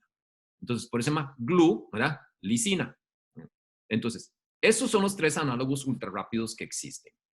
¿Cuál es el mecanismo de acción? Entonces, la insulina regular, la insulina simple que nosotros vimos, una vez como viene estabilizado con zinc, una vez que nosotros lo administramos al espacio subcutáneo, zinc tiene que difundir hacia afuera. Una vez que sale el zinc, entonces el hexámero pasa a ser dímeros, de dímeros pasa a ser monómeros y monómeros es lo que termina absorbiéndose y pasando a la circulación. Entonces, esto requiere tiempo. Lo que nosotros estamos logrando con estos análogos ultra rápidos, entonces están los 3, Lispro, Aspart y Glulicina, es que de una vez en el espacio subcutáneo pasan a ser dímeros en lugar de estar en hexámeros. Entonces no brincamos este paso. En lugar de pasar de hexámeros a dímeros, de una vez están en dímeros y de dímeros pasan a monómeros y esto es lo que termina absorbiendo. Por lo tanto, al brincarse un paso, el efecto del inicio de acción y la duración de acción tienden a ser más cortos con respecto a la insulina simple. Entonces, muy fácil el mecanismo, ¿cierto? ¿Ok? Entonces, es una cristalografía nada más para que vean los dímeros de insulina, que es lo que nosotros logramos con los análogos de insulina, versus los hexámeros de insulina, que es lo que se logra con la insulina regular. Ok. ¿Dudas con los análogos de acción rápida? Muy fácil de entender, ¿cierto? Ok. Todo claro, gracias. Luego, los de acción prolongada tenemos 4 diferentes. Uno primero de ellos es la insulina glargina, y este es probablemente el más utilizado a nivel mundial. ¿Ok? Entonces, ¿qué es lo que hace glargina? Glargina lo que hace es que en el aminoácido 21 de la cadena alfa, en lugar de tener una asparraginasa, tiene glicina. Y luego le agrega 2 aminoácidos en la cadena beta. Entonces tiene un aminoácido 32 y 33 que son argininas. ¿Ok? Entonces, por eso es que se llama glargina. ¿Qué es lo que le confiere este cambio a la secuencia de aminoácidos? Esto hace que cambie el punto isoeléctrico de la insulina. Y el punto isoeléctrico pasa a ser un pH en 4. Entonces, en el momento en que se administra al espacio subcutáneo, entonces, y entrar en contacto con pH 7.4, como entra un pH fuera de su punto isoeléctrico, esto hace que precipite. Y precipita en forma de cristales. Estos cristales luego entonces se disuelven, entonces pasan a hexámeros, de hexámeros a dímeros, de dímeros a monómeros, los monómeros se absorben y pasan a la circulación sistémica. Entonces, ese es el mecanismo, no es el mecanismo de acción, ese es el mecanismo de protracción, ¿verdad? que es el mecanismo de prolongación de su efecto plasmático. A no depender de protamina, ¿qué va a pasar con la variabilidad que se obtiene con glargina? ¿Es más constante o menos constante que respecto a la NPH? Más constante. Ser más constante, ¿verdad? Entonces ya no depende que el paciente tenga que homogenizar la solución y que tenga la protamina como tal. Entonces, glargina, entonces, vamos a ver el efecto sobre el IGF-1. Glargina es una solución clara. Todos los análogos de insulina son soluciones claras. La única que es una solución turbia, lechosa, es la NPH. Okay. Luego, hay una formulación nueva de glargina, que es la glargina U300. Esta formulación, la formulación tradicional que todo el mundo está acostumbrado a utilizar, es la formulación U100. U100 quiere decir que en un cc yo tengo 100 unidades de insulina glargina.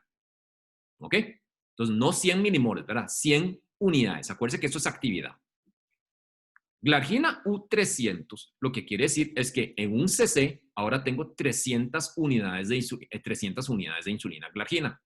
Entonces, viene 3 veces más concentrado. Esto es 3 veces más potente que glargina U100.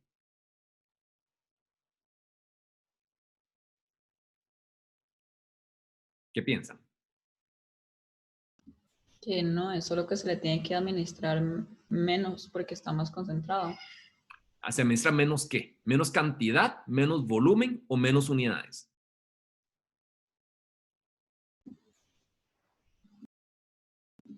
Y yo diría que las mismas unidades, pero diferente volumen. Menos volumen, ¿verdad? Entonces, estamos dando en 1/3 el volumen la misma cantidad de unidades. Eso es fundamental que quede claro, ¿verdad? Entonces, no es que una unidad de U300 es el equivalente de 3 unidades de U100. No, una unidad de U300 es igual que una unidad de U100. Totalmente de acuerdo. Ahí estamos claros. Sí, doctor. Sí. La diferencia es, por ejemplo, que si yo doy 12 unidades de U100, estoy dando 0.12 cc. ¿Ok? Y si estoy dando 12 unidades de U300, estoy dando 0.04 cc. ¿Ok? ¿Quedamos claros con eso? Sí, doctor. Sí. Entonces, ¿por qué es esto? Resulta que, entonces, cuando nosotros damos glargina U300 en una solución más concentrada, esto lo que permite, ¿okay? Esto lo que permite es que los cristales que forme sean más compactos y más pequeños. Entonces, al ser un cristal más compacto, esto hace que la liberación se vuelva más sostenida a través del tiempo. Entonces, cuando nosotros vemos las curvas de cinética, entonces, esto es tasa de infusión de glucosa. Entonces, esto es, yo doy una cantidad de insulina, ¿verdad? Y la forma de ver qué tan plano o qué tan variable es el efecto de la insulina es cuánta glucosa tengo que administrar para mantener el normoglicemia. Esto es lo que se llama un CLAMP. Entonces, esto es glargina U100. Entonces, vea que glargina U100 en el momento que se administra tiene un pequeño pico, tampoco es muy abrupto, ¿verdad? Y el efecto me dura como hasta 18 o 20 horas aproximadamente.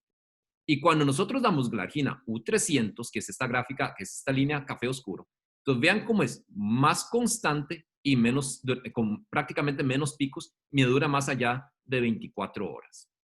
Y luego cuando nosotros vemos las glicemias plasmáticas, igual se refleja en que tiende a ser más constante a través del tiempo. Entonces, la diferencia que tiene glargina U300 con respecto a glargina U100 es un efecto de mayor duración y más plano con respecto al U100. El que sea menos, el que tenga un efecto más plano, ¿es bueno o es malo?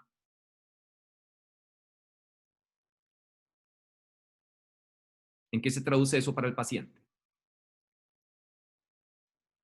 Menos variabilidad de las glicemias. Menos variabilidad y menos riesgo de hipoglicemias en la madrugada. ¿Ok?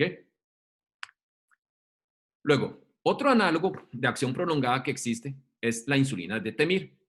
Insulina de Temir, entonces lo que hace es, me agrega la misma glicina, ¿verdad? Me sustituye la glicina en el aminoácido 21 de la cadena alfa, ¿ok? Y luego, en la cadena beta, en el aminoácido 31, me mete una trionina y me pega este ácido graso que se llama ácido mirístico. Entonces, este ácido graso realmente es lo que nos da el mecanismo de acción de la insulina de Temir. Primero que todo, entonces, hace que esto sea más afín por la albúmina. Y al ser más afín por la albúmina, prolonga su vida media tanto en el espacio subcutáneo como a nivel plasmático. Pero lo otro, entonces, es... Okay, vamos a ver aquí. Entonces, cuando nosotros vemos el efecto comparado con glargina, entonces, en este igual, en este clamp, ya que el efecto termina siendo muy parecidos. Ambos con un pequeño pico, ¿verdad? Esto es mucho menos pronunciado que con NPH. Ambos tienen un pequeño pico y la duración de acción termina siendo alrededor de aproximadamente 18 a 20 horas más o menos en ambos casos. Ok, estos son diferentes dosificaciones. Pero lo importante aquí es, vean cómo comparado con insulina NPH, tenemos una diferencia en el peso. Entonces, esto es marcado por cuánto NPH va a producir aumento de peso independientemente del índice de masa corporal del paciente. En cambio, con Detemir vamos a ver que a mayor índice de masa corporal, el aumento del peso es menor. Y en el paciente que está con menos peso es donde vamos a producir mayor aumento del peso. ¿Esto es bueno o es malo?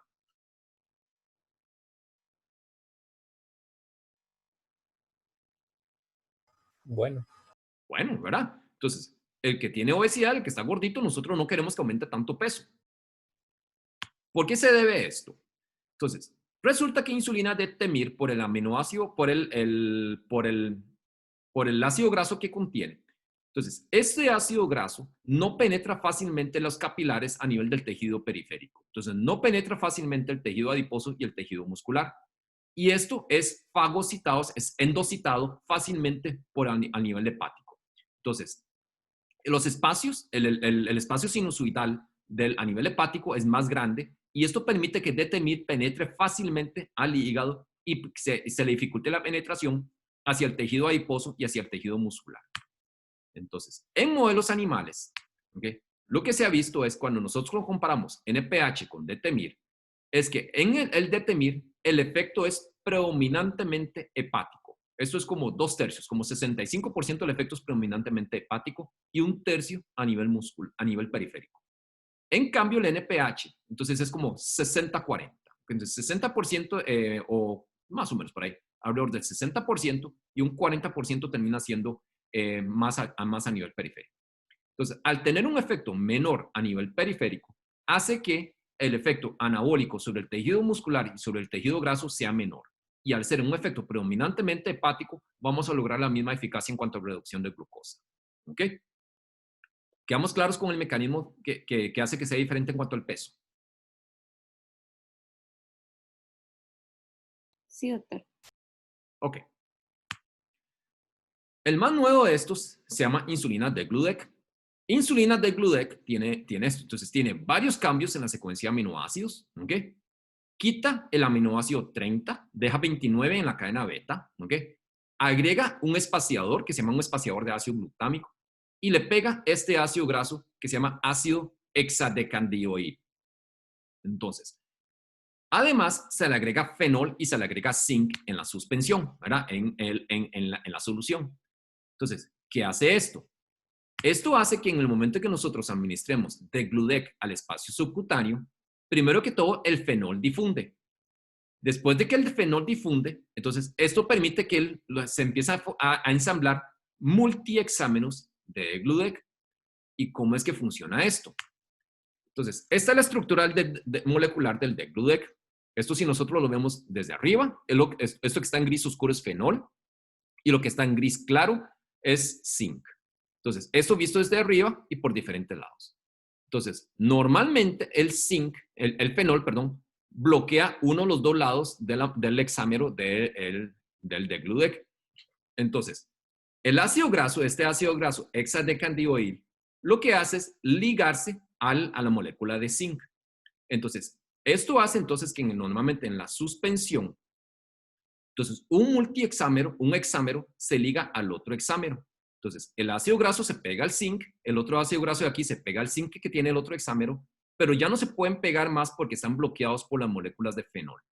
Entonces, en el espacio subcutáneo, donde se libera este fenol y se difunde, entonces libera el zinc y esto permite entonces que empiece a ligarse los otros ácidos grasos y permite pegarse y formar este multiexámero.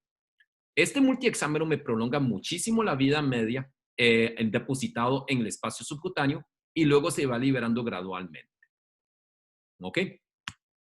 Entonces, esto hace que la vida media del degludec sea aproximadamente 40, alrededor de la duración, perdón, es de alrededor de 40 horas, con una vida media alrededor de 25 horas. Para el ejemplo que vamos a ver dentro de un momento, vamos a utilizar 24 horas para redondearlo. ¿Ok? Entonces, si la vida media es de aproximadamente 25 horas, ¿cuántos estados estacionarios cuántos días va a durar en alcanzar el estado estacionario?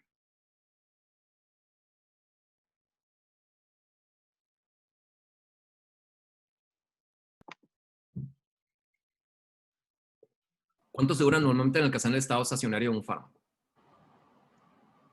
4 o 5 vidas medias. 4 o 5 vidas medias. Si yo tengo una duración de acción tan prolongado con la insulina de degludec, ¿qué puede pasar a largo plazo? Podríamos tener hipoglicemias.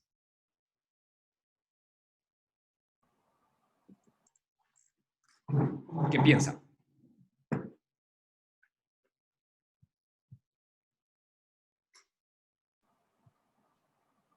Yo pienso que sí podría darse hipoglicemias. ¿Por qué? ¿Por qué serían las hipoglicemias?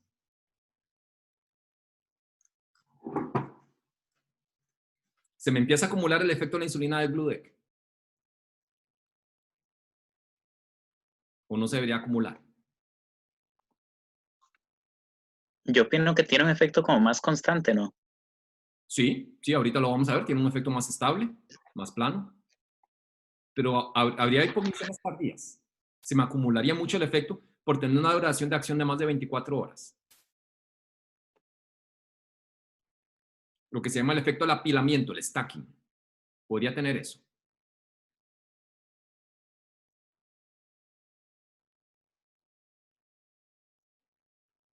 Vamos a ver. Ok. Entonces, efectivamente el efecto, vea que es mucho más plano. ¿Ok? Degludec es mucho más plano que, por ejemplo, Detemir y que Glargina U100. Pero vea que esta curva no es muy diferente a la curva que tenemos de Glargina U300. Entonces, los dos más nuevos son Glargina U300 y degludec, y existe mucha controversia en relación a cuál de los dos es mejor y cuál de los dos me produce menos variabilidad y menos hipoglicemias nocturnas. Al final de cuentas son muy parecidos. Realmente las diferencias entre Glargina U300 y degludec son muy sutiles. Entonces, con respecto a NPH, todas son mejores. Todas son mejores, producen menos variabilidad y menos hipoglicemias que con respecto a NPH. Entonces, la primera generación que fue Detemir y Glargina U100, definitivamente mejores que NPH. Y hoy en día, las de nueva generación, que la Glargina U300 y degludec, producen menos hipoglicemias que Glargina U100 y Detemir, pero ya realmente entre ellos, entre Glargina U300 y degludec, son muy parecidos. Entonces, vean cómo el efecto es prácticamente plano, ¿verdad? Más allá incluso de las 24 horas. Entonces, el ejemplo para que vean que no hay un mayor riesgo de hipoglicemia tardía con efecto de apilamiento, vamos a verlo con este ejemplo. Entonces, vamos a dar 10 unidades. Como le decía, la vida media es de 25 horas y vamos a asumir que es de 24 horas para efectos del ejercicio. Entonces, ¿qué quiere decir vida media? Entonces, si la vida media es 24 horas, al final de las 24 horas de las 10 unidades que yo administré de insulina de degludec, ¿cuánto me va a quedar?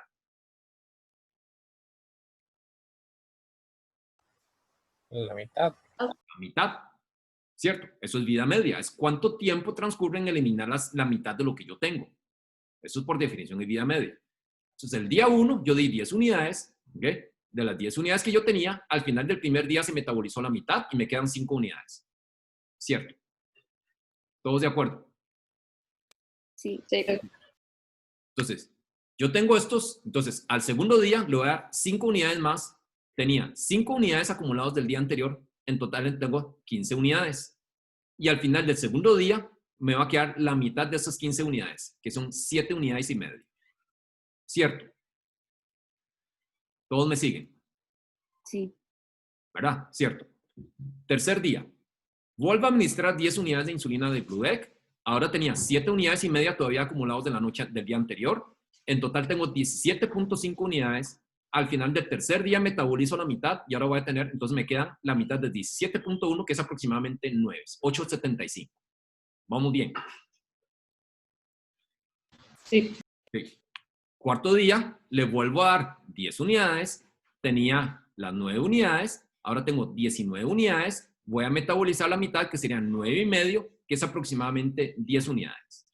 Entonces Entonces me quedan 10 unidades. Al quinto día tengo las 10 unidades, voy a dar las 10 unidades más las 10 unidades que tenía. En total tengo 20 y al final del quinto día metabolizo la mitad, que es 10. Y a partir del sexto día sale lo mismo que está entrando. ¿Cierto? Cierto. Sí. Entonces, ¿hay apilamiento? Ahí está. No. No. ¿Hay hipoglicemias tardías? No deberían. No debería, ¿verdad? Entonces, por eso es que el riesgo de hipoglicemias con degludec es muy similar a glargina U300 y es significativamente menor que glargina U100. Entonces, la otra controversia que existe con estos análogos es, desde el punto de vista, ya les hablé del aspart B100. Entonces, resulta que las insulinas no solo actúan en el receptor de insulina, sino que actúan en el receptor de IGF-1, ¿verdad? Entonces, que el factor de crecimiento es similar a insulina. Entonces, esto es un número arbitrario, ¿verdad? Que es para comparar el efecto de él con respecto a la insulina humana. Entonces, aspart B100 era el que más se unía al IGF-1 humano y ya vimos que nunca salió al uso en seres humanos por cuanto inducía cáncer de mama. Pero vean las otras nuevas que tenemos, ¿verdad? ¿Qué llama la atención aquí?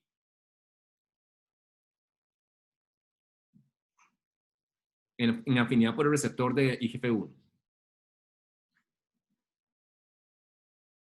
¿Hay alguno que le dispare alguna alerta? El más menos 51. El 51. No, 51. No veo 641 de la glargina. Este de la glargina, ¿verdad? Este llama la atención. Entonces ya vamos a hablar un poquito de eso. Esto es la afinidad por el receptor de insulina. ¿Ok? ¿Qué llama la atención aquí?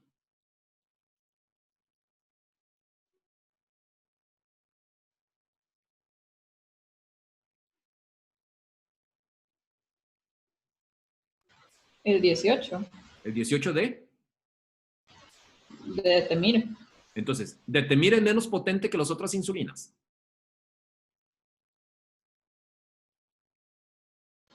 Dice, según lo que vimos, no. Sí. O sea, si yo agarro un milimol de detemir comparado con un milimol de glargina, ¿quién tiene más efecto? La glargina. La glargina. ¿Y por qué una unidad de glargina es igual que una unidad de detemir?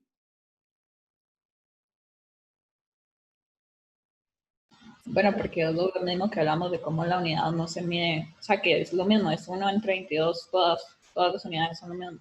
Por eso, entonces, ¿por qué detemir siendo menos potente una unidad de detemir tiene la misma eficacia de una unidad de glargina? Por el volumen. No, volumen no. Cerca, pero no es volumen. Por la concentración que tienen. Por la cantidad de moles que tiene. Entonces, una unidad de detemir, viendo esta asociación, va a tener como 4 veces mayor cantidad de milimoles comparado con una unidad de glargina para lograr la misma actividad. ¿Ok? ¿Quedamos claros? Entonces, yo necesito 4 moléculas de detemir para lograr más o menos el mismo efecto. 4.5 moléculas de detemir para lograr más o menos el mismo efecto de una molécula de glargina. ¿Ok? Sí, doctor. ¿Quedamos claros con ese concepto, entonces? Sí. Ok. Bueno, entonces, Perdón. Perdón, ajá. Tengo una pregunta. Es que me confundí un segundo. O sea, las unidades que yo le tengo que dar son iguales de las dos, pero tengo que aumentar la concentración de detemir. No, ya eso viene en la formulación. Ah, ok. Okay, ya la formulación viene establecida con la cantidad de moléculas necesarias para dar esa unidad. Entonces, al final serían mismas unidades de los dos, solo que en la formulación viene diferente. Exactamente. Okay. Gracias. ¿Ok? Entonces, este efecto con insulina glargina ya llamaba la atención. Y aquí empezaron a aparecer algunos reportes. Entonces, esto fue por ahí del año 2009. Entonces, esto es uso de insulina glargina versus otras insulinas. Y vean cómo brincó la liebre en, ¿verdad? Insulina glargina aumentando el riesgo de cáncer de mama. Estos fueron diferentes estudios del mismo año. Esto es el estudio sueco. Luego tenemos el estudio escocés que mostró también lo mismo, ¿verdad? Un aumento del riesgo de cáncer asociado con glargina. ¿Okay? Y otro estudio que posteriormente vino de un grupo francés, hablando que esta relación tenía que ver con dosis dependencia. Entonces, que la dosis era sobre todo cuando se utiliza más de 40 unidades al día, que podía haber un poco más de riesgo de cáncer de mama con glargina, y con menos de 40 unidades realmente no había nada importante. El cuento final de esto, la conclusión final de esto es que hay un estudio muy grande cardiovascular de glargina que se llama el estudio Origin. Fueron alrededor de 15,000 pacientes seguidos a largo plazo y ahí no mostró aumento del riesgo de cáncer de mama. Entonces, sin embargo, la dosis utilizada en el Origin en promedio fueron 22 unidades al día. Entonces, siempre existe un poquito de esa controversia, pero el Origin tranquilizó mucho a la gente. Lo otro con esto es que glargina tiene mucha experiencia a nivel mundial. Hoy en día ya tiene casi 20 años de comercialización y no se ha visto realmente esto reflejado en un aumento de incidencia en cáncer de mama. Entonces, siempre existe la consideración teórica, pero para efectos prácticos, en caso de que sea real, el efecto es muy pequeño.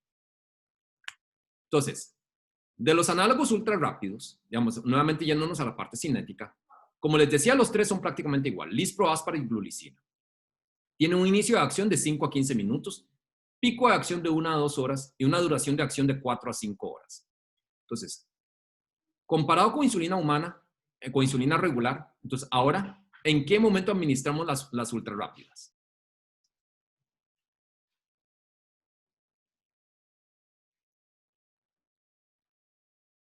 Si dijimos que la insulina regular lo damos media hora antes de comer, ¿ahora qué pasa con cualquiera de estos tres ultra rápidos? ¿Será 15 minutos antes? 15 minutos o incluso ¿cuánto? Casi antes de comer. Inmediatamente antes de comer, prácticamente, ¿verdad? Entonces, esto, digamos, desde el punto de vista práctico, es que si ustedes comen en un restaurante y se tienen que inyectar insulina simple 30 minutos antes, puede ser que el mesero se lo trajo muy rápido, tienen que esperar y se le enfrió la comida. O si el mesero dura mucho, hace una hipoglicemia, ¿verdad? En cambio, con estas, le traen la comida, está servido, se inyecta y empieza a comer inmediatamente. ¿Ok? Con una duración de acción más corta, ¿qué pasa con el riesgo de hipoglicemias tardías?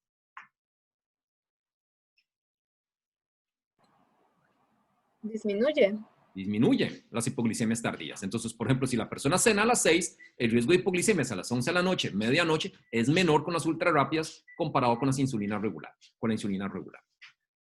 ¿Ok? Entonces, vean que entre los tres prácticamente son idénticos. Yo uso cualquiera de los tres de manera indiferente. Los de acción prolongada, ¿ok? Entonces, glargina U100, como vimos, tenía un pequeño pico de acción.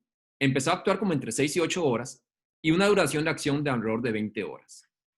Glargina U300 tiene un efecto un poco más plano, entonces, con una duración de acción de alrededor de 24 horas.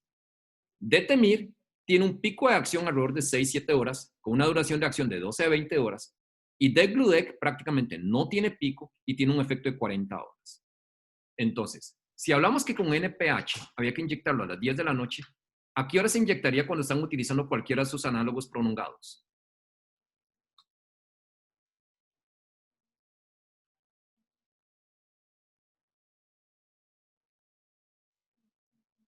Sí, igual se tienen que inyectar a las 10 de la noche.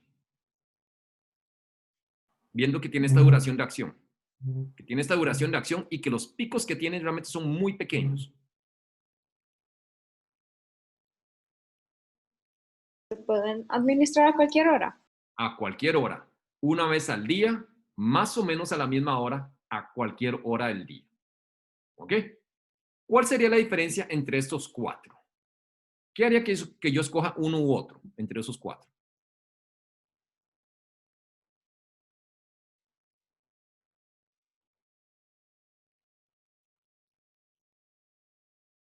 Si el peso es una consideración, ¿cuál usaría cuando quiero que el paciente aumente menos peso? El Detemir. Detemir, probablemente. ¿Ok? Si yo tengo a alguien que no puede cumplir muy bien con sus horas de administración de insulina, porque, por ejemplo, no sé, es alguien que viaja mucho, ¿verdad? Es un ejecutivo, entonces de repente hoy está en San José, mañana está en Santo Domingo, en República Dominicana y está cambiando desde zonas horarias y de todo, ¿cuál podría preferir? El Degludec. Degludec. Entonces, a pesar de que la recomendación es de inyectarse cada 24 horas, Degludec tiene estudios donde yo lo puedo administrar tan cerca como 8, cada 8 horas, ¿verdad? Perdón, 8 horas después de la última dosificación que yo di, lo puedo adelantar ahí, o lo puedo atrasar hasta 40 horas, y los resultados son muy similares a administrarlo cada 24 horas. Entonces me puede dar un poquito más de flexibilidad. ¿Ok? Entre Glargina U300 y Glargina U100, entonces básicamente hoy en día lo que pasa es que el costo de U300 es idéntico al costo de U100. Ya hablamos que U300, el riesgo de hipoglicemia es menor que U100. Entonces los pacientes nuevos que están empezando con Glargina, la mayoría están empezando con U300. Pero si el paciente viene utilizando desde hace 10 años U100 y lo viene tolerando bien y no tiene mayor problema y no tiene hipoglicemias, realmente se quedan ahí, ¿verdad? No hay mayor justificación para hacerle un cambio. ¿Ok? Quedamos claros con los análogos de insulina. Sí, doctor. Ok. Resulta que hay dos, para complicar esto un poquito más, hay dos análogos nuevos que están recientemente aprobados por FDA y nosotros los vamos a tener pronto en el país.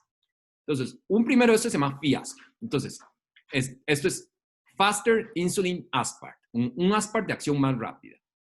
Lo que contiene es el mismo Aspart que nosotros vimos hace un momento, pero le agregaron 2 excipientes. Y estos 2 excipientes son arginina y niacinamida. Entonces, esto lo que hace es aumentar el flujo subcutáneo para aumentar la velocidad de absorción. Entonces, en línea azul es FIASP y en línea gris es el Aspart corriente. Entonces, vean que el inicio de acción es aproximadamente 5 minutos antes que el Aspart. Yo no estoy seguro qué tan relevante sea esta diferencia en cuanto a 5 minutos. Y luego el resto es idéntico. ¿Ok? Y el más nuevo de estos se llama Ultra Rapid Lispro. Es el mismo Lispro también, pero dentro de los excipientes ahora tiene treprostinil y citrato. Y esto lo que hace es inducir vasodilatación local y aumentar la permeabilidad vascular para que nuevamente se absorba un poquito más rápido y el inicio de acción sea 5 minutos más rápido y el pico de acción es 5 minutos más rápido que la insulina Lispro regular. Entonces, ya es muy pequeña la diferencia con los análogos ultra rápidos que vimos hace un momento. ¿Ok? Por último, con respecto a las insulinas, a nivel nacional nosotros no lo tenemos. Todas las otras insulinas los tenemos en el país. Nosotros no tenemos esto. Este es un dispositivo que se llama Afresa. Es este que está aquí en morado. Ese es el nombre. Eso es insulina humana regular en un polvo para inhalación. Y lo que hace es que se absorba a través del epitelio bronquial, perdón, a través del epitelio alveolar. La biodisponibilidad a través del alveolo es de aproximadamente un 30%. Entonces, esto es insulina inhalada. Entonces, cuando nosotros vemos el efecto es más rápida que un análogo ultra rápido subcutáneo. Entonces, aquí lo está comparando, por ejemplo, con un análogo ultra rápido, que es esta línea azul, y Afresa se absorbe más rápido. Para efectos de un diabético tipo 1, si usa Afresa, se deja inyectar. Ya nunca más tendría que volver a inyectarse.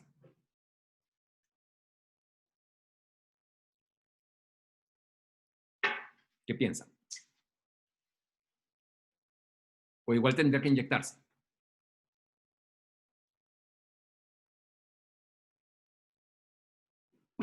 Tendría que inyectarse por lo menos la basal. ¿Okay? Entonces, esto sustituiría los bolos, el prandial en análogo ultra rápido, pero igual se tendría que inyectar la basal. Entonces, esto realmente no ha pegado a nivel mundial y una de las razones de ellos es que hace como 20 años existió otra insulina inhalada que era otra compañía con otra tecnología, pero que mostraba una caída en la función pulmonar, en la capacidad funcional del pulmón. Entonces, esto hizo que se retirara a nivel del mercado mundial y Afresa salió con esa sombra. Entonces, los datos de Afresa son a 5 años y por el momento muestran que no hay deterioro ni en capacidad de difusión ni en volúmenes pulmonares, pero realmente no ha tenido mucha acogida a nivel mundial.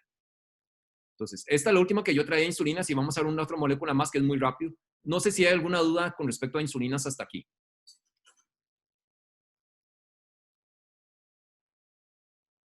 ¿Dudas con las insulinas en general?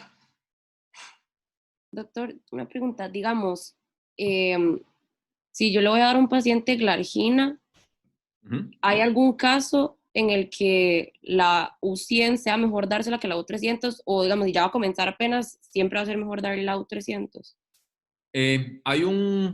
Hay un biosimilar de Glargina U100 que tiene un costo un poquito menor. Entonces, si es por cuestiones de costos, puede ser que sea justificable darle glargina U100 biosimilar. ¿Okay? Si es para utilizar el original, el glargina U100, el costo es igual al de glargina U300, entonces no hay mayor justificación para empezar con glargina U100. Ok, gracias. ¿Alguna otra pregunta? ¿Algún otro comentario?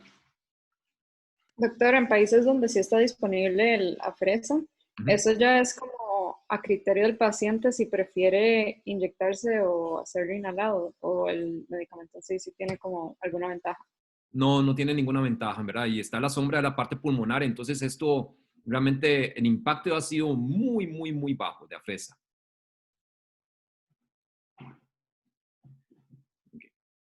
Ok, gracias. ¿Algún otro comentario? Doctor, a mí, bueno, me quedó la duda, no sé qué tan importante sea, pero bueno, ¿a qué hora es recomendado hacer la última comida en el caso de los pacientes con la insulina NPH? No, entonces que cenen a la hora normal, se inyecta la insulina simple con la cena, y luego la insulina NPH se lo inyecta a las 10 de la noche y estrictamente hablando no tienen necesidad de hacer ninguna colación, ninguna merienda. Si hace hipoglicemias en la madrugada, lo que hay que hacer es bajarle la dosis del NPH, no que coma más. Ok, gracias. ¿Y algún otro comentario? Ok. Bueno, para finalizar, bueno, dos cositas nada más. Hoy en día tenemos disponibles la combinación de una insulina basal con un análogo de GLP-1, los dos medicamentos que vimos hoy. Entonces, aquí tenemos que la basal me cubriría la insulina, la glicemia en ayunas, y luego con el GLP-1 estaríamos cubriendo los picos postprandiales. Entonces, hoy en día tenemos dos formulaciones de estas, ¿verdad? Que terminan siendo glargina U100 combinado con lixisenatide en un solo lapicero y degludec combinado con liraglutide en un solo lapicero. ¿Por qué estas combinaciones? Porque son las de cada compañía. Entonces, la gran ventaja que tiene es que la titulación es más gradual. Entonces, donde va aumentando mucho más lento la dosis del GLP-1, la tasa de náuseas es muy baja. Y ahora sí tiene esa ventaja. La desventaja es que titula ambos fármacos a la vez. La gran ventaja que tiene también es que es sumamente potente. Entonces, alrededor del 80% de los pacientes van a poder llegar a la meta de tratamiento utilizando estas combinaciones. Esto lo vamos a ver el otro año en clínica con un poquito más de detalle. Como les decía, lo último que vamos a ver hoy, entonces los análogos de amilina, esto es algo muy rápido. Amilina lo mencionamos la semana pasada en las sulfonilureas cuando hablamos del amiloide pancreático que inducía apoptosis de la célula beta.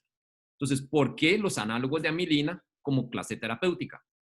Resulta que la amilina también tiene su función fisiológica y básicamente lo que hace es retardar el vaciamiento gástrico.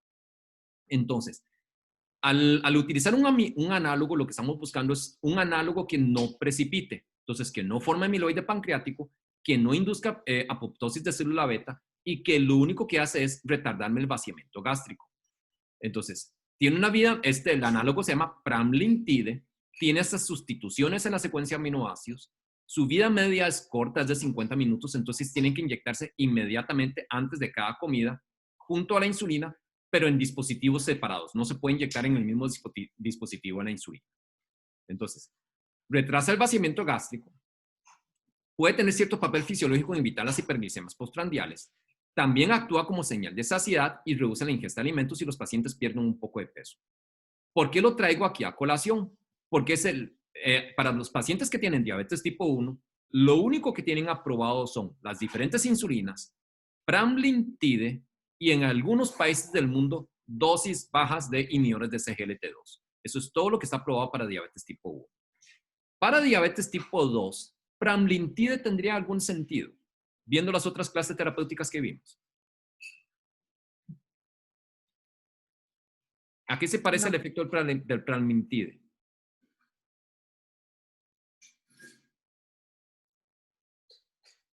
¿A qué clase terapéutica con más beneficios?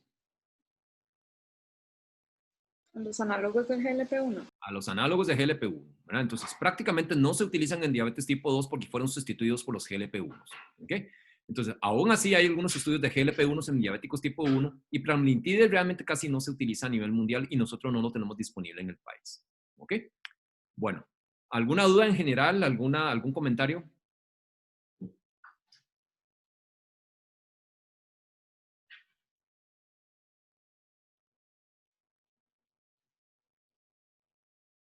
Ok.